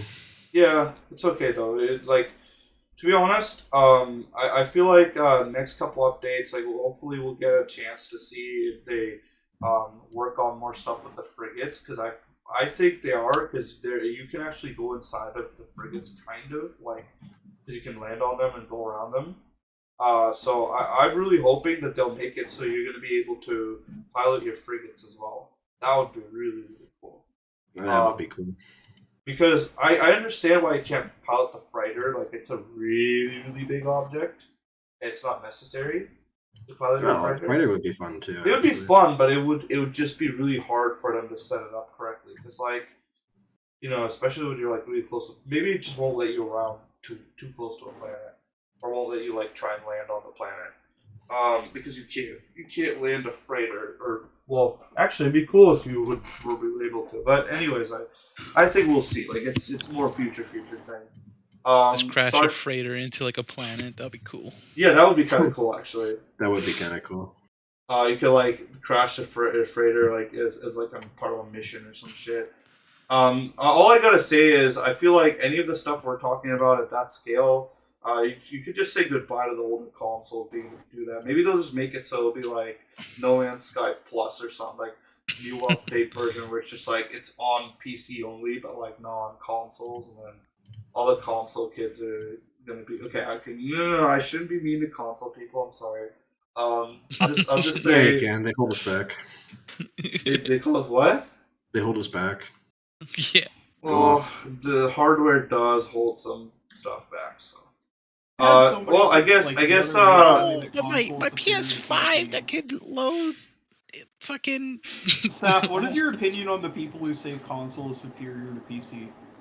My opinion is scalpers are currently superior to anything. Yeah, pretty much. I mean, they're not superior as human beings. I mean, I'm saying they're superior as in they're winning. They're financially superior because they're able to actually get people to buy it. Because you can't get consoles, you can't get computers, you can't get anything. Right now, a lot of stuff's just like really, really high in price for that. Would you? Yep, sorry. Go on. Would you buy like the PS5, like their SSD, like their fucking super speed SSD, if it was like PC compatible? Maybe, I don't know if it was really good, and if it was. Yeah, the PS5's fucking SSD is insane. Well, I mean, you know what I could just do? I could just take a PS5 and take out this. No, you steal somebody. Just pull the SSD out of it. Steal their PS5, take it out of their PS5. I always thought the Samsung Evo was the fast. Well, actually, it wasn't the fastest because there's also like Intel Optane drives and stuff. Yeah. But those apparently have dropped off of support, so I don't know what's the fastest anymore. I have no idea, dude. The highest end of computer technology is always like a mystery, and it's always incompatible with everything. Or like that, consumer electronics, like the best SSD will. I mean, you'd probably have to like try a whole bunch of SSDs to know, really. Yeah, what did you say, Boy? Or like that the PCIe one. The one that Linus was showing off, like the one that costs like $10,000. Well, yeah. So that's like it's very similar to the Optane drive. Because Optane drives does that. Like there's Intel Optane controller, and then it like basically makes the SSD run faster. I think actually no, not SSD. I think it does it with a hard drive. Really weird. Really, they cancel support for that? You would think like that would be like a. I don't know. That's what I heard. I heard they like were business support like, or something. Business class, like. Business class? I can't remember. But anyways, taking business classes. I was a businessman. Doing business. So anyways, so the next thing. So nothing else. I assume no one else has anything else to say. I mean, I already know what Poy's opinion on No Man's Sky is, and I think Sargent already said his piece before, so it's fine. We already talked about Resident Evil 8. We go down this list again. You had Guild Wars there. Guild Wars, yeah, I did. Yeah, so there is still quite a bit until that next DLC comes out, which is what me and Nick are mostly up for. It looks pretty interesting. Can say that I cannot wait for that, dude. I literally am very excited. Yeah, no, I won't lie. I want to see Guild Wars do well. I've put way too much money into Guild Wars for me to be doing any put a decent amount of time, definitely more time than I've ever put into like an MMO game. Yeah. I definitely can say that it's very enjoyable. I hope that it adds more stuff that will be enjoyable because I just want more reasons to be able to play Guild Wars. I really hope also that they like kind of tone down the requirements for some of the other mounts in the game, just so like it doesn't daunt the people who don't have time in the day to actually get some of the stuff done. Because I literally got the flying mount when I was on neat mode, so for a lot of these guys, I don't think it's really that possible. It was literally the same for me with the Griffin. Like not really, but like I had to put aside, like obviously a couple of days to, freaking like get the stuff for the Griffin, like gather the actual. So stuff, you have any? And then I had to spend weeks to grind the money that I needed. So. Yeah. The DLC that they're working on looks pretty cool though. So yeah, I assuming you have nothing else to say about Guild Wars 2's updates and stuff, Sergeant? I mean, when it comes out, I'll definitely have more to say. Like, I'm excited for it. Yeah, and what's the update about? So the new update that's going to be the DLC that's coming out is going to be about the water dragon. Which means that there's going to be boats. It's adding boats. So it's adding like I think ships and stuff as well. So you can like ride ships. You can have. I think you kind of feels weird because that doesn't. It almost seems like that negates the entire purpose of the manta ray. This game. Well, not really, because the difference is that the manta ray, right, is for you to get around, like kind of like the difference between a Sea-Doo and a full boat, right? Like that's what I'm trying to say. So I think it will be interesting personally because the water stuff, like Guild Wars had a lot more potential in the water, and I think this is going to be their chance to prove it. And I'm excited because I like underwater world stuff. I think that's going to be really interesting.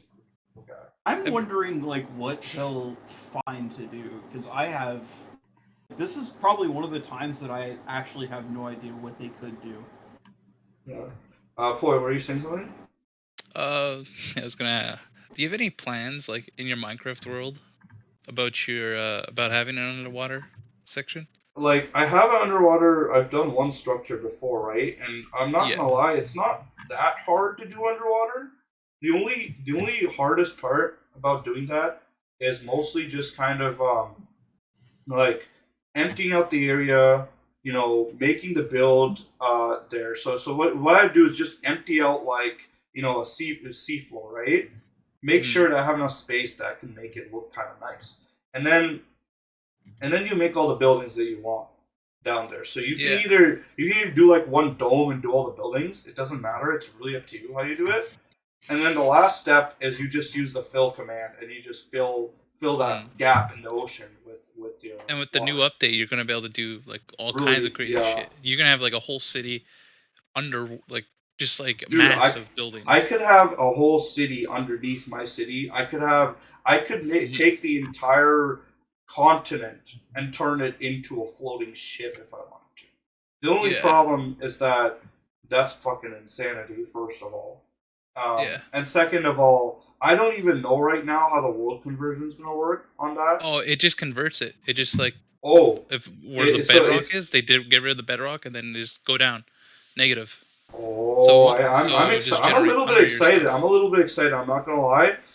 Though I'm being very cautious because this is also at the same time that Microsoft's starting to get a little too excited. Get a little greedy, huh? Yeah, because they're getting a little too excited about, their whole thing with Java Edition and all that, like, because they're moving accounts and they're like, I really hope they don't start concatenating the Java version of Minecraft, because you know what will happen if the Java Edition is like turned off and verification and it no longer exists. You know what will happen, right? We'll all have to use cracked launchers to go on my server. And it saddens me to think that way. I really don't support that kind of behavior, but at the same time, I want to be able to enjoy Minecraft and in the state that it's in with all the plugins and stuff. Because the fact that I see Microsoft, like the Microsoft edition, the Windows edition of Minecraft, and I see people paying for skins and stuff, and I'm just like, man, I don't know. It's just, to me, it's not. I don't even know the Java Edition even exists. That's freaking January 1948. It's like they don't even know Java Edition exists. Yeah, I feel bad. Like, there's people who paying for skins and like mods and stuff. And Minecraft was not designed to be on the Xbox. It wasn't designed to be a pay to win. Not pay to win. Sorry, wasn't pay thing. It would pay for DLC and microtransaction. It wasn't it's not designed to be a microtransaction thing. Like, it's kind of disappointing that the Microsoft edition is going that way.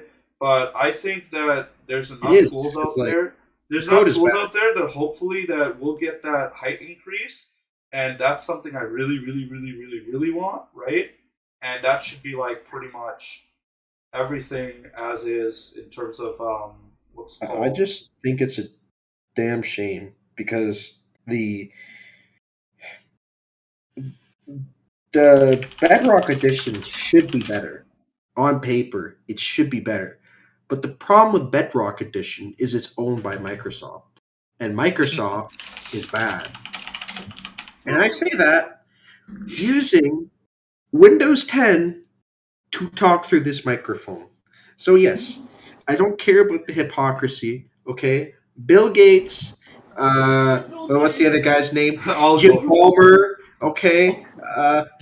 Every other one of those fucking disgusting Illuminati cronies that use... Whoa. What the fuck?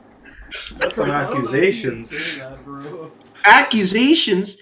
What do you mean? It's already known that they do, like, spyware and all that other shit on like Windows 10. Yeah, it is true that they have backdoors and stuff. Yeah, that's why they gave us the free update and basically forced us to update. Like, don't you think that's a bit creepy that you're forced to update? Yes, I do. It's just there's I don't know what's wrong with these people. Like, why do they care that much? Like, you're a billionaire, just chill on your yacht, man. Like, it doesn't make any sense. You got a yacht. Yeah, what I was gonna say. Billionaires yachts. For their yachts, okay? I'm done. So what I was gonna say though is that in my opinion, I don't care what happens with Minecraft entirely, as long as I get to build in peace. And honestly, as I said, right, like if it all comes down to it and Java Edition authentication servers no longer work, that means I'm just gonna use a launcher and a thing that will let me be able to play until the end of time. In that Java edition. And again, it's not like I love Java or anything. Java is fucking shit. The point that I'm trying to make here is that I like the edition of Minecraft that is free, and I want to make sure that Minecraft stays free. And when I say free, I don't mean free to play. I mean free as in, plugins and stuff are free. It's free to own. Mods are free. That sort of thing. And that's why, as long as I can build in peace, because I want to be able to build as much as possible. And there's a lot of stuff, by the way, man. My building stuff is going crazy. Like, I've been working on the Luxia Capital. Oh my god, that building is interesting. It's got some like that building looks pretty good. Anyways, I don't want to talk too much about my Minecraft role in this podcast, because that's not what this podcast is for. So, let's see. So we don't have that much left. Kind of want to talk about some of the games that are coming out that people are looking forward to. So there's Dying Light 2, which I heard was delayed. I heard it's expected to have a lot more of a creative combat system where like you just take junk and you turn it into stuff that you smack with, so that means more rusty pipes. It's going to be open world as usual, co-op gameplay as usual, day and night cycle I think as usual as well. I think my opinion of what I think is I just hope it won't give me the same like sickness that I was getting. I'm not sure what it was. I think it was just maybe the colors in the game kind of made me a little bit sick. But like I didn't hate it. It's just because I was having a bodily function problem with the game, and there's a couple other games like with Dying Light 1. So I just hope the second game will be good. Sergeant, you got anything you want to say about it? It's another game I'm excited for. I'd have no idea where they probably will go with it. I'm excited for what I've heard is that it's more open world than the first game. And that way, I guess like the map is overall bigger. Oh yeah. Which I don't know how to interpret that because the first map was pretty big, but isn't it like a major city? Or is it a fictional city? Oh, it's a fictional city. The thing is, the first city was fictional. It was Iran, which it's based in Turkey. I think the new game it is based in the United Kingdom. I don't know where though. Yeah, I kind of figured that. But from what I can tell, like it's just like the infection spread, and now the whole world is bad. Basically, it's just like more zombies. More parkour places to go, more weapons, more story, and I think it'll be pretty cool. Yeah. So that's of course like coming from a person who like really liked the first game, just because I like doing parkour, beating the crap out of zombies. It was very fun. I do personally think that Dying Light 2 will probably be pretty good. Well, I probably won't play it like I won't buy it before launch if that's an option. I'll like probably wait a little bit, depending on how much money the game is. If the game is like what I deem too expensive at launch, then I won't buy it. I'll probably wait for it to go on sale. But I probably will end up buying Dying Light 2 just to play it because I enjoyed the first game. Yeah. You're gonna be on PC too, so I can't wait to play with you and Saf if Saf's gonna join. Yeah, I want it to be good. Like, don't get me wrong, I didn't hate the first game. It's just I'm not sure what it was. It was just something was causing me to feel a little bit sick while playing it. I think it was just the colors, honestly. Do you have an NVIDIA card? Sorry? Do you have a NVIDIA card? I had. The colors. Yeah. Oh, you had. Yeah. Oh yeah, that's right. Yeah, the fucking. Yeah. I guess you can use E and B. I guess you can. I would just like try using that and like try changing the colors maybe or. Yeah. Was motion blur on or off? Oh, it was off. The motion blur was off. It's just I don't know. It's Does just motion blur make you that. sick or make you less sick? Well, motion blur should make anybody sick. Well, whatchamacallit? Forza? That's coming out. Oh yeah, Forza. Actually, isn't it out? Forza Horizon 5. I think it's out now. I can play it right now. I just realized that. I'm gonna probably. I probably won't buy it just because. So I have They're all kind of the. Yeah, Forza game. 5 or Forza Horizon 5. Forza 5 Horizon. Forza Horizon 5. Horizon 5. Okay, I probably won't play it just because, well, one, I never completed Forza Horizon 4. And then two, there's nothing it's to kind of complete. just the same game. It's literally just the same game. Like, sorry, no, there just is. There's nothing to complete in the Forza Horizon. It's just races and car collection. That's all. Yeah, races. Oh man. Is that what? Yeah, guys, let's not get political, please. Okay. So all I gotta say is, I I really did enjoy like the driving in Forza. It's just I didn't like have the thrill because there's nothing that really. That thinks that pushes if a me to driving play game doesn't have cops, cops, then that's it's not not good. Yeah. Well, it's not that it's not good. It's just it doesn't sustain enough interest in me. Like I'll play it for a bit and I'll just be like, I'll just kind of stop good. Keep playing. in mind, Saf also Like- said the reason he didn't enjoy Dying Light as much is because he didn't get guns at the start. Well, that's sort of Yeah, true. The part That's that not cap either. the because that's whole literally what whole you said, statement dude. that I was saying was the full statement was I don't want to use rusty pipes to shove someone up someone's someone's back. It is true. Like the because- game does get way better once you hit like max level. You Yeah, move like, so much faster. It's and just that in the beginning it's just- a little slow. yeah. Your Yeah, combat you're, like, really slow. I think it's just because the first game's combat was just kind of like that, and I think in the second game they're talking about creative combat, so it's probably gonna be more rusty pipes to slang at people, but maybe it'll be a little more creative. Maybe you'll get Hopefully, make the guns different. better instead of Yeah, fucking.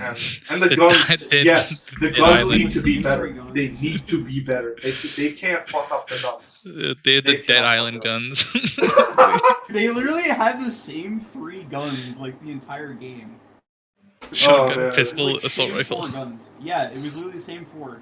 They only had like different designs for the guns. Like that was all that was different. They were. all I had didn't the even same notice. function. Dude, there was literally a pump action shotgun that had like a Oh, wooden. and then a wooden semi shotgun, pump. right? Yeah. There was a pump. There was pump action. There was semi shotgun that like shot bam bam bam bam bam. Yeah. Literally, there were 2 versions of the pump action shotgun. One was like black, and the other was like had a wooden The pump. wooden. Yeah. It was like it had no difference. And actually, the wooden one sucked more, which is pretty funny because it was meant to be like the local yokel shotgun because it was in the DLC. But yeah, no.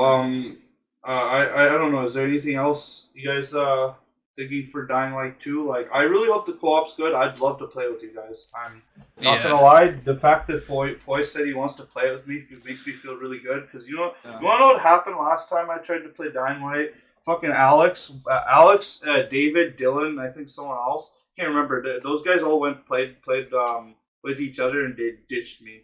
So I'm not gonna lie. That made me kind of sad. But The game died for you? yeah. Late. But what's it called? No, Poi. I'll be looking forward to playing. Same thing with Far Cry 6. Oh, you want to play But- Far Cry 6? We can do that.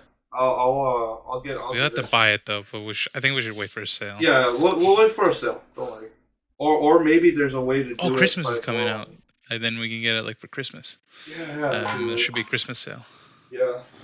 Okay. So that's Dying Light 2.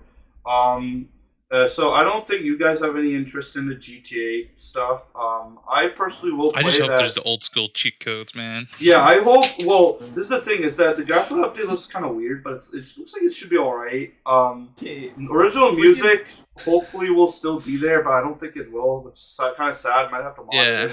that's probably a lot of licenses. And then what's it called? Yeah, I'll probably still just get it, but probably borrowing it and see how it is for the feel. Just because I liked the trilogy, so like I liked those 3 games. They were kind of interesting to me.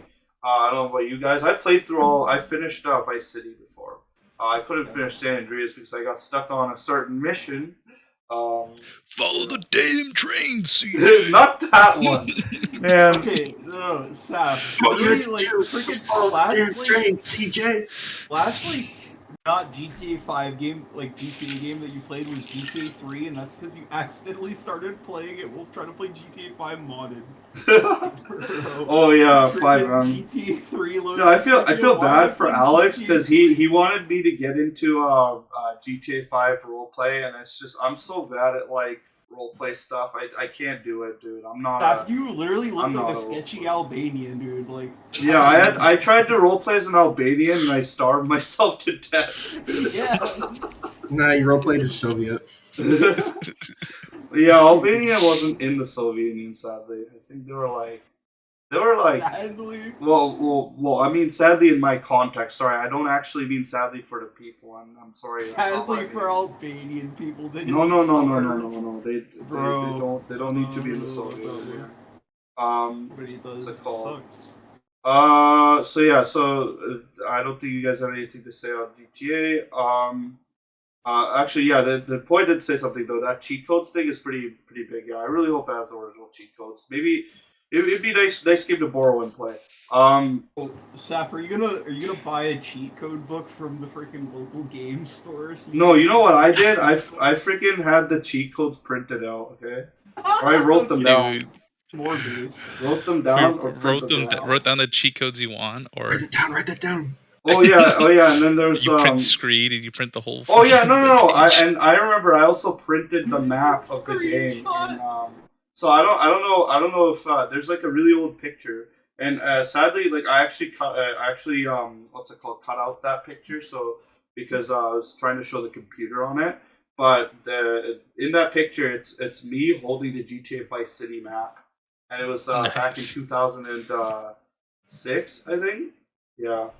I can imagine like young Saf in that picture. You probably look like the freaking Indian kid from Diary of a Wimpy Kid. I'm not gonna lie. What? That's the Indian kid in Diary of a Wimpy Kid? I didn't know that. I think his name is like Raji or something. I feel like this is racially. I feel like this is racially based.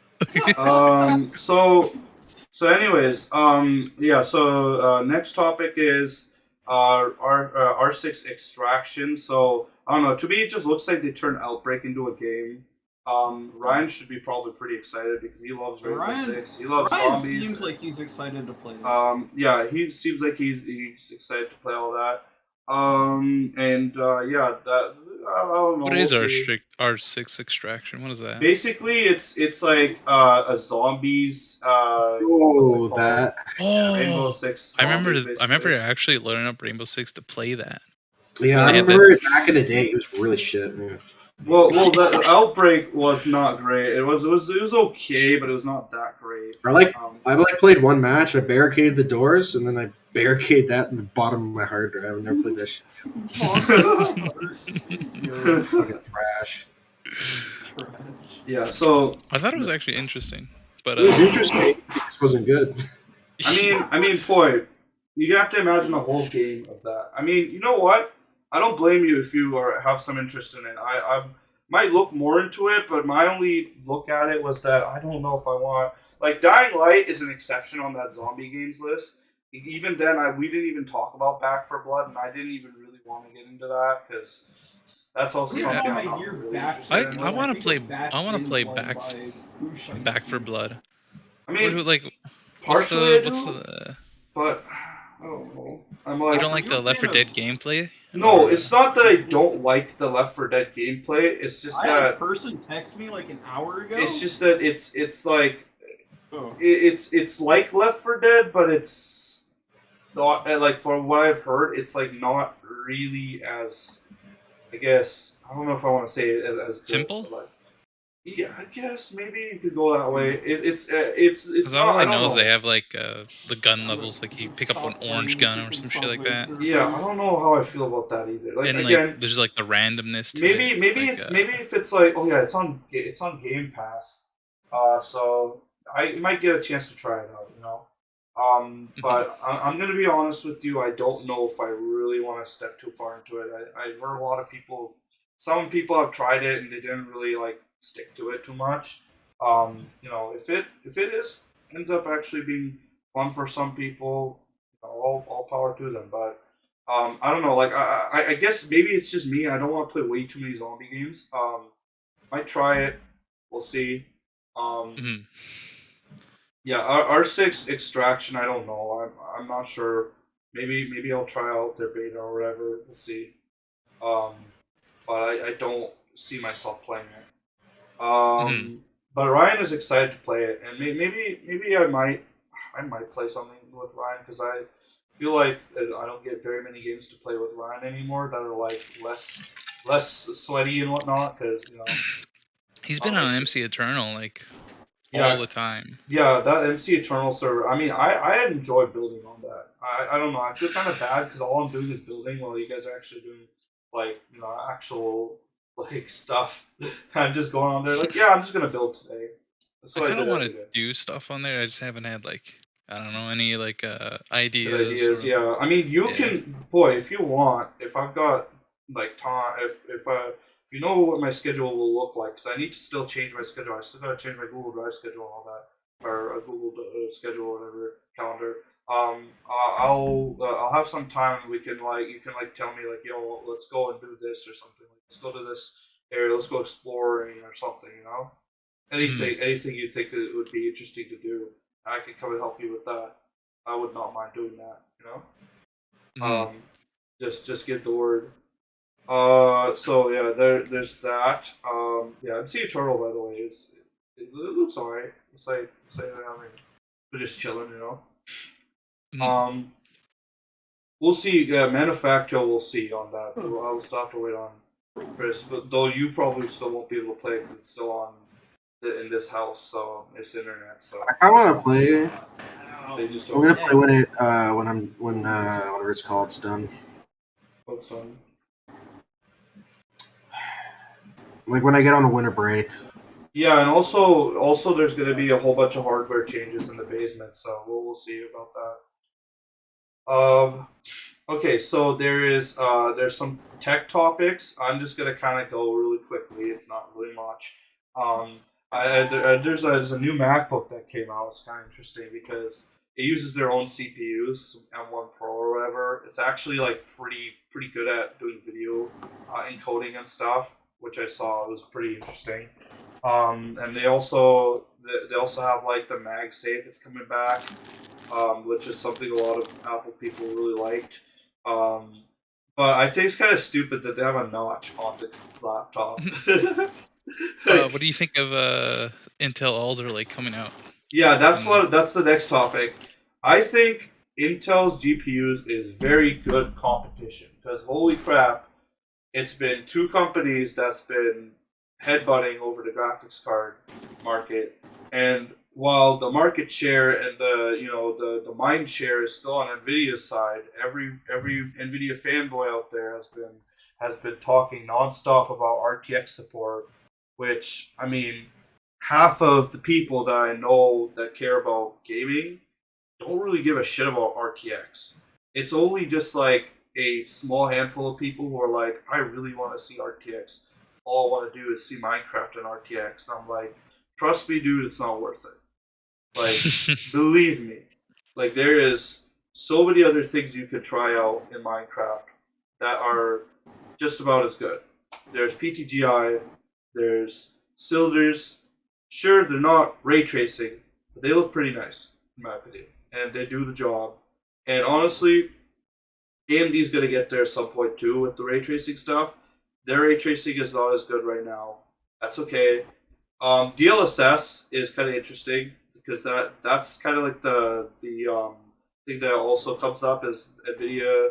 People say DLSS is like really something that's really good and AMD doesn't have, but then AMD does have something. It has it now. I believe it's called Fidelity FX. I can't remember. But it does a pretty good job. Because I've heard it does really good performance improvements and stuff, and it does basically the same kind of stuff that DLSS does. It's I think slightly Vanguard different. has it. Yeah. Or Vanguard has like Fidelity CAS, and it's like it makes the game actually look good for some reason. Yeah. So what I'll say is, I'm glad that competition is happening because Intel is now stepping in. So Intel's at their like wait. Were you talking about the CPUs? I'm sorry, I just the CPUs. realized that. My bad. Okay, well, from what I've heard, the CPUs are doing really well in performance in like these charts and stuff. And then you go to power usage, and the Intel CPU is using like another 200 watts of power or something stupid like that.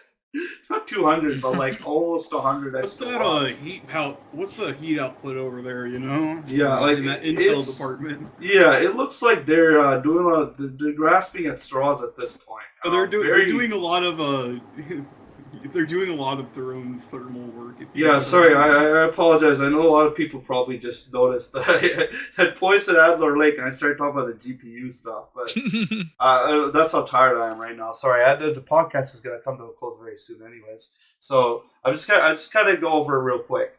CPUs looking pretty bad. GPUs look like they're all right. They're going after the mid-grade AMD NVIDIA cards. I think that. DDR5, yeah, DDR5 RAM has been slowly stepping in. They're going to be super expensive. DDR4 is not going to be that much cheaper anyways yet. And they're not even really at a faster speed yet, right? Still taking a while. So I think DDR5 is going to be a pretty slow transition. You can't put DDR5 onto a DDR4 slot. They're not compatible, just so everybody knows. But you can put a DDR4 on a DDR5 slot, I think. I don't know about that. I just know that it's not back DDR5 RAM sticks are not backwards compatible. No. Intel's new CPU is compatible with DDR4, but you would only get the higher performance out of a DDR5. I think that's what I was reading. Yeah, I was watching like a Jay's 2 cents video, and they were like, and they're testing it out in like Windows 10. I really hope Corsair releases that RGB what's it called? RGB fan thing where it's like the giant one. It's like the comically large Corsair fan. I don't know if you saw it. Comically large Corsair fan? Yeah, it's like a giant version of their L120 and it looks amazing. How big is it? Like 200? I think it was like 500 mm. 500? Yo, okay. Who's gonna be using a 500 millimeter fan, bro? Me, dude. That you like? What I mean, powering up your friggin' jet engine, bro. I'm gonna have. So use it to warm up his room. Yeah, cool down my room. Yeah, it's just it's just drip. It's gonna suck all the air out of your freaking. Like, I really hope they make it into an actual like full scale. Saf, you're gonna turn your computer into a vacuum chamber, bro. Like, that's what's gonna happen, bro. Come on, man. You can't be doing this to yourself, bro. Hey, no air, no insulation.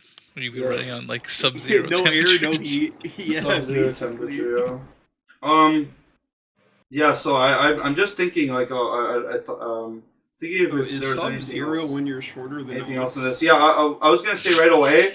By the way, when I was talking about the MacBook Pro, I'm not personally thinking about getting it myself. I just kind of putting out what I heard about it. It sounds cool, but I can't get into the Apple sphere. I can't imagine myself getting into it because I don't know. I just feel like it'd be way too much work. I also don't want to step down because when you go into the Apple sphere, you step down from being looked at as a developer and you get more into like you're just a user now. You're a user. Whatchamacallit, I think Apple's Macs like usually cater to like video editing, photo editing, that type video of work. editing stuff, yeah. Photo editing it does really well on. You know what? Yeah. For that sort of stuff, that's cool. All respect to them. I have no qualms on that regard. It sounds great. Okay. What was I thinking? I know for me personally, like for someone who has considered buying an Apple like MacBook in the past, I personally like definitely wouldn't do it now. Because what I would use it for, which is primarily music stuff, I mean I could just as easily do any of that on a Windows or PC laptop. Yeah. And really, the reason being is because when I buy a laptop, I just need something that's portable. I don't need something that, has all this power. Because when I'm doing music, a lot of, like, when I need a laptop for music, it's all, like, doing recordings. Mm-hmm. Like, so I can go where hardware is to record.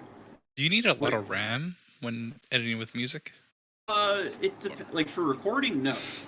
Like, when it comes to editing, Like I could, I guess port, beat making. I could port the right. stuff over to my actual PC so I could do it there. That's actually a much more effective process than anything else. It's much cheaper too, and technically much cheaper because I don't have my computer set up downstairs where all of my instruments are and everything. And you're not about to see me bringing up like all my freaking instruments so I can start doing music up here. No, it's not gonna happen. Next thing you know, Sergeant starts setting up a home network like Linus. Yeah. Shut up. So Thing is, basically, go on. I have no use for Apple products in that respective sense. That's all I would use it for. Because that's, and like, thing that Apple has better is like triggering latency. And I don't even use triggering software because I don't play electronic drums or things like that. So, yeah. It doesn't matter. Like, literally, like, latency for MIDI almost, like, exclusively does not matter because it only really matters for digital instruments like electronic drums or like a MIDI guitar, which I don't use either of those. For a keyboard, it's different, but normally keyboards don't have MIDI latency. Anyways, that's maybe yeah, that's how probably, I look at it. Yeah, that's maybe something you consider on that side of things is like the music side and the editing, music, audio side. Like Mac does do a pretty good job on all that, which is good for them. And it's great if people want to get into that, if they're professional or if they really want to strive for that quality of such. But for now, I think all of the other stuff should be all right. Just being on a computer. Another thing I will say is that like MacBooks, Apple products like that, they're built like tanks. Not in actual build quality, but like they last a long time if you take care of them. Yeah. It's like and if they break, and then it's an arm and a leg for you. A teacher who like has a MacBook from 2008. Yeah.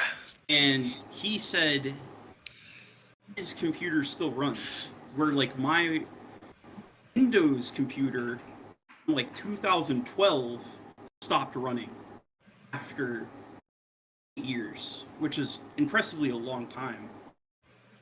But he has a MacBook that's 4 years older than that. So that's now like what, 13 years? He says it's still running fine. So, and he said he bought it used as well. Like it wasn't even brand new when he got it. So that's saying something. So Apple products, they're not bad. It's just they're really high quality. Overpriced for what they are offering you in the hardware. So I wanted to jump back to the CPUs again because so one of the things that I read up right here is that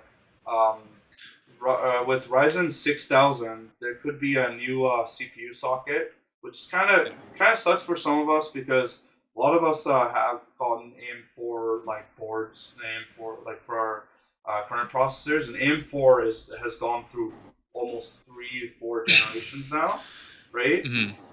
So that's pretty good still. That is good though. That's the thing. Is 3 or 4 is higher than Intel, which is almost like only I think they've maxed out on like 2-ish. Yeah. Each generation they keep getting a new motherboard, a new socket, and everything. And probably controversial opinion. I think some things need to change in order to have growth and especially for AMD's processors. Yeah. I mean, well, the excuse that they get here is that they're gonna have DDR5 support. So they actually came at the right time because people are gonna be like, hey, I want a board that does DDR5. And they gotta get a new motherboard anyway, right? So that means if there's somebody who's in the upgrade cycle for the next AMD's processors, they get a new processor, new motherboard, and new RAM. It all works out, right? Yes. So it's all like Chris. Just for heads up here, I would suggest there's going to be a time in DDR5's lifetime where it's going to cost less, or the price for the DDR5 memory is going to drop a little, and then it's going to shoot back up. So there's going to be a small window there where you can get DDR5 for its cheapest. So just be on the lookout for that. Yep, I would definitely take that into account. Yeah, so I'm really excited to see how AMD's CPUs go, and the GPU market, of course, I'm always excited for. I know I went and bit the bullet and bought the 6800 XT for way over its price, but that's because my 1080 was giving me one too many headaches, too many issues, so I decided that I had to bite the bullet. But I would say that once they get to the 7000 series, now I don't think this chip shortage and stuff is going to be resolved anytime soon, unless they start unless a whole bunch of companies start taking the initiative and start getting more of the materials we need, and more of the manufacturing we need to stop being in the chip shortage. I guess they need to set up their forecast for the next couple of years to get enough silicon processed and whatnot. Which I know a lot of people will say, but what about the environment? It's like, well, not much we can do. We need this stuff. So, 7000 series. Yeah, we're probably going to have to wait. So 6000 series CPUs and 7000 series GPUs. We probably have to wait. I think the 7000 series GPUs have the potential to, because the thing is, in my opinion, in this series, the 6000 series versus the 6000 series GPUs versus the 3000 series GPUs from NVIDIA, right? Like the 3080 and like the 6800 XT, in my opinion, butt heads, and they're very much equal, in my opinion, right? A lot of people disagree because of DLSS and RTX support, but I definitely think that on raw power, that they butt heads. Base side, and the 6900 XT has been killing the 3090, which is some embarrassing news for NVIDIA. Now that being said, NVIDIA's right now still got the mind share. A lot of people still believe that NVIDIA is untouchable and undefeated. That's fine. All I have to say is by next generation, things could change a lot. Because if AMD has the right target on this thing, and they're not using the Samsung chipsets, which is what NVIDIA is using, and that's why NVIDIA is right now sweating very, very profusely. And if you don't know, the reason why I'm saying they're sweating is because when they heard about Radeon 6000 series, they were saying we gotta bring the Titan out. They needed to bring out and they didn't even do that. They released the 3090, which is basically a Titan in a what's it called, a general series coding. Like with just clothing, it's just like, oh look, I'm a general series card, when it's really just a Titan card at a general series card price, but then you jack the price up so that it becomes almost as much as a Titan does anyways. It's kind of funny that way, but yeah, they are sweating profusely because AMD only really needs to figure out how to catch up in the ray tracing performance, and then all the ray tracing kids will also be like, wait a second, they're not doing that bad in ray tracing at all. And then, we already know that Fidelity FX is starting to pick up steam and everything. So it looks like by the next generation, AMD could really, really start taking the mind share at some point. But that's harder to do, of course, because it took a long time until people stopped thinking of the stupid Intel is good at gaming thing. Because, my God. That was one thing that couldn't, I was so glad that at some point people started finally waking up from that, because somehow Intel had that mind share that was insane. That insane mind share of Ryzen's just a cheaper alternative. Finally has now gotten to Intel as the cheaper alternative, which it is. Anyways. Anything else you want to say about CPUs, tech? Any tech stuff you want to talk about? Anything in general? I can say that I will be buying into the 6000 series, the Radeon 6000 series. Oh, so Alright, that's like, I pray currently for your it's monetary gain. Yeah. I pray that you get enough money to get it. I have enough money. It's just The only like, monetary gain is finding- Intel's. Intel. Wait, Intel gets money if you buy an AMD card? Yeah, because everything. Alright, so anything else that anybody wants to say? We're really close to closing off the podcast. We're gonna close everything off. I think it's about so the first part was like 1 hour 20. This part is 1 hour 50. So yeah, that's the entirety of the podcast. Anything else? I can safely say that I've got like 3 cans of ginger ale and 3 bottles of water just sitting on my desk. They're all empty. Yeah, I was able to get through. I think like a can of Coke, and then yeah, I've been kind of sitting here. My body has been deteriorating through this podcast Some graham crackers entirely. Too. Like I can feel like my soul is not there anymore. I mean, not because of the podcast, but because I was sitting for a while. I enjoyed this podcast thoroughly. I don't know about you guys. I thought this was. Oh yeah, I had a lot of fun actually. I think it's very well done. To plant trees. What I wanted to complain about. Sorry? I said I complained about what I wanted to complain about, and I got political when it was needed. Okay, but anyways, but I would say that you would say that everybody else was doing well. Everything was done well. And everything's good. Yeah. All right. Yep. So we're gonna close off. So that's the G4 podcast, episode 2. Of course, came after a long time. And we didn't do that much research. So I'm just gonna say this here at the end. If I didn't really say it in the beginning, is that I'm sorry if there's some inconsistencies. That's expected to happen. We're not really doing that much research because we don't really have too much time. So all of our stuff should be taken with a grain of salt. These are just our opinions. These are just your average casual, not casual, but your average dude who's just going to play games, right? None of us own professional gaming, like, you know, the credentials at all. So, you know, don't worry about that. Be sure to check out our Discord. You can come talk to us about the podcast, about anything. You could check out a variety of our other ventures. You know, you could check out my Minecraft world. That's also another thing. But I'll have all the stuff down there. Be sure to check out the G4 Lo-Fi playlist on Spotify. Yeah, check out our Spotify playlist. We're not that great at like we were just kind of making music for fun. But if you want to check out some music that you think might interest you, then you can check it out. If you don't like it, that's all right. So yeah, anything else? Anybody want to plug anything at all? No? No. All right. Well, we'll see you guys hopefully in like a couple weeks. But I have no idea when the next G4 podcast is going to happen because I want to make sure we don't just talk about the same topics, right? So yeah. we're gonna have to see. Talk about music next time.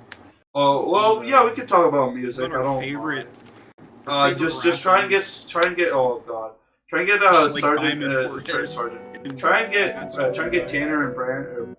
We'll talk about that after. So after I close off, all right? So I'm gonna be ending the recording. All right, see you guys later. G4 out. Have a good day.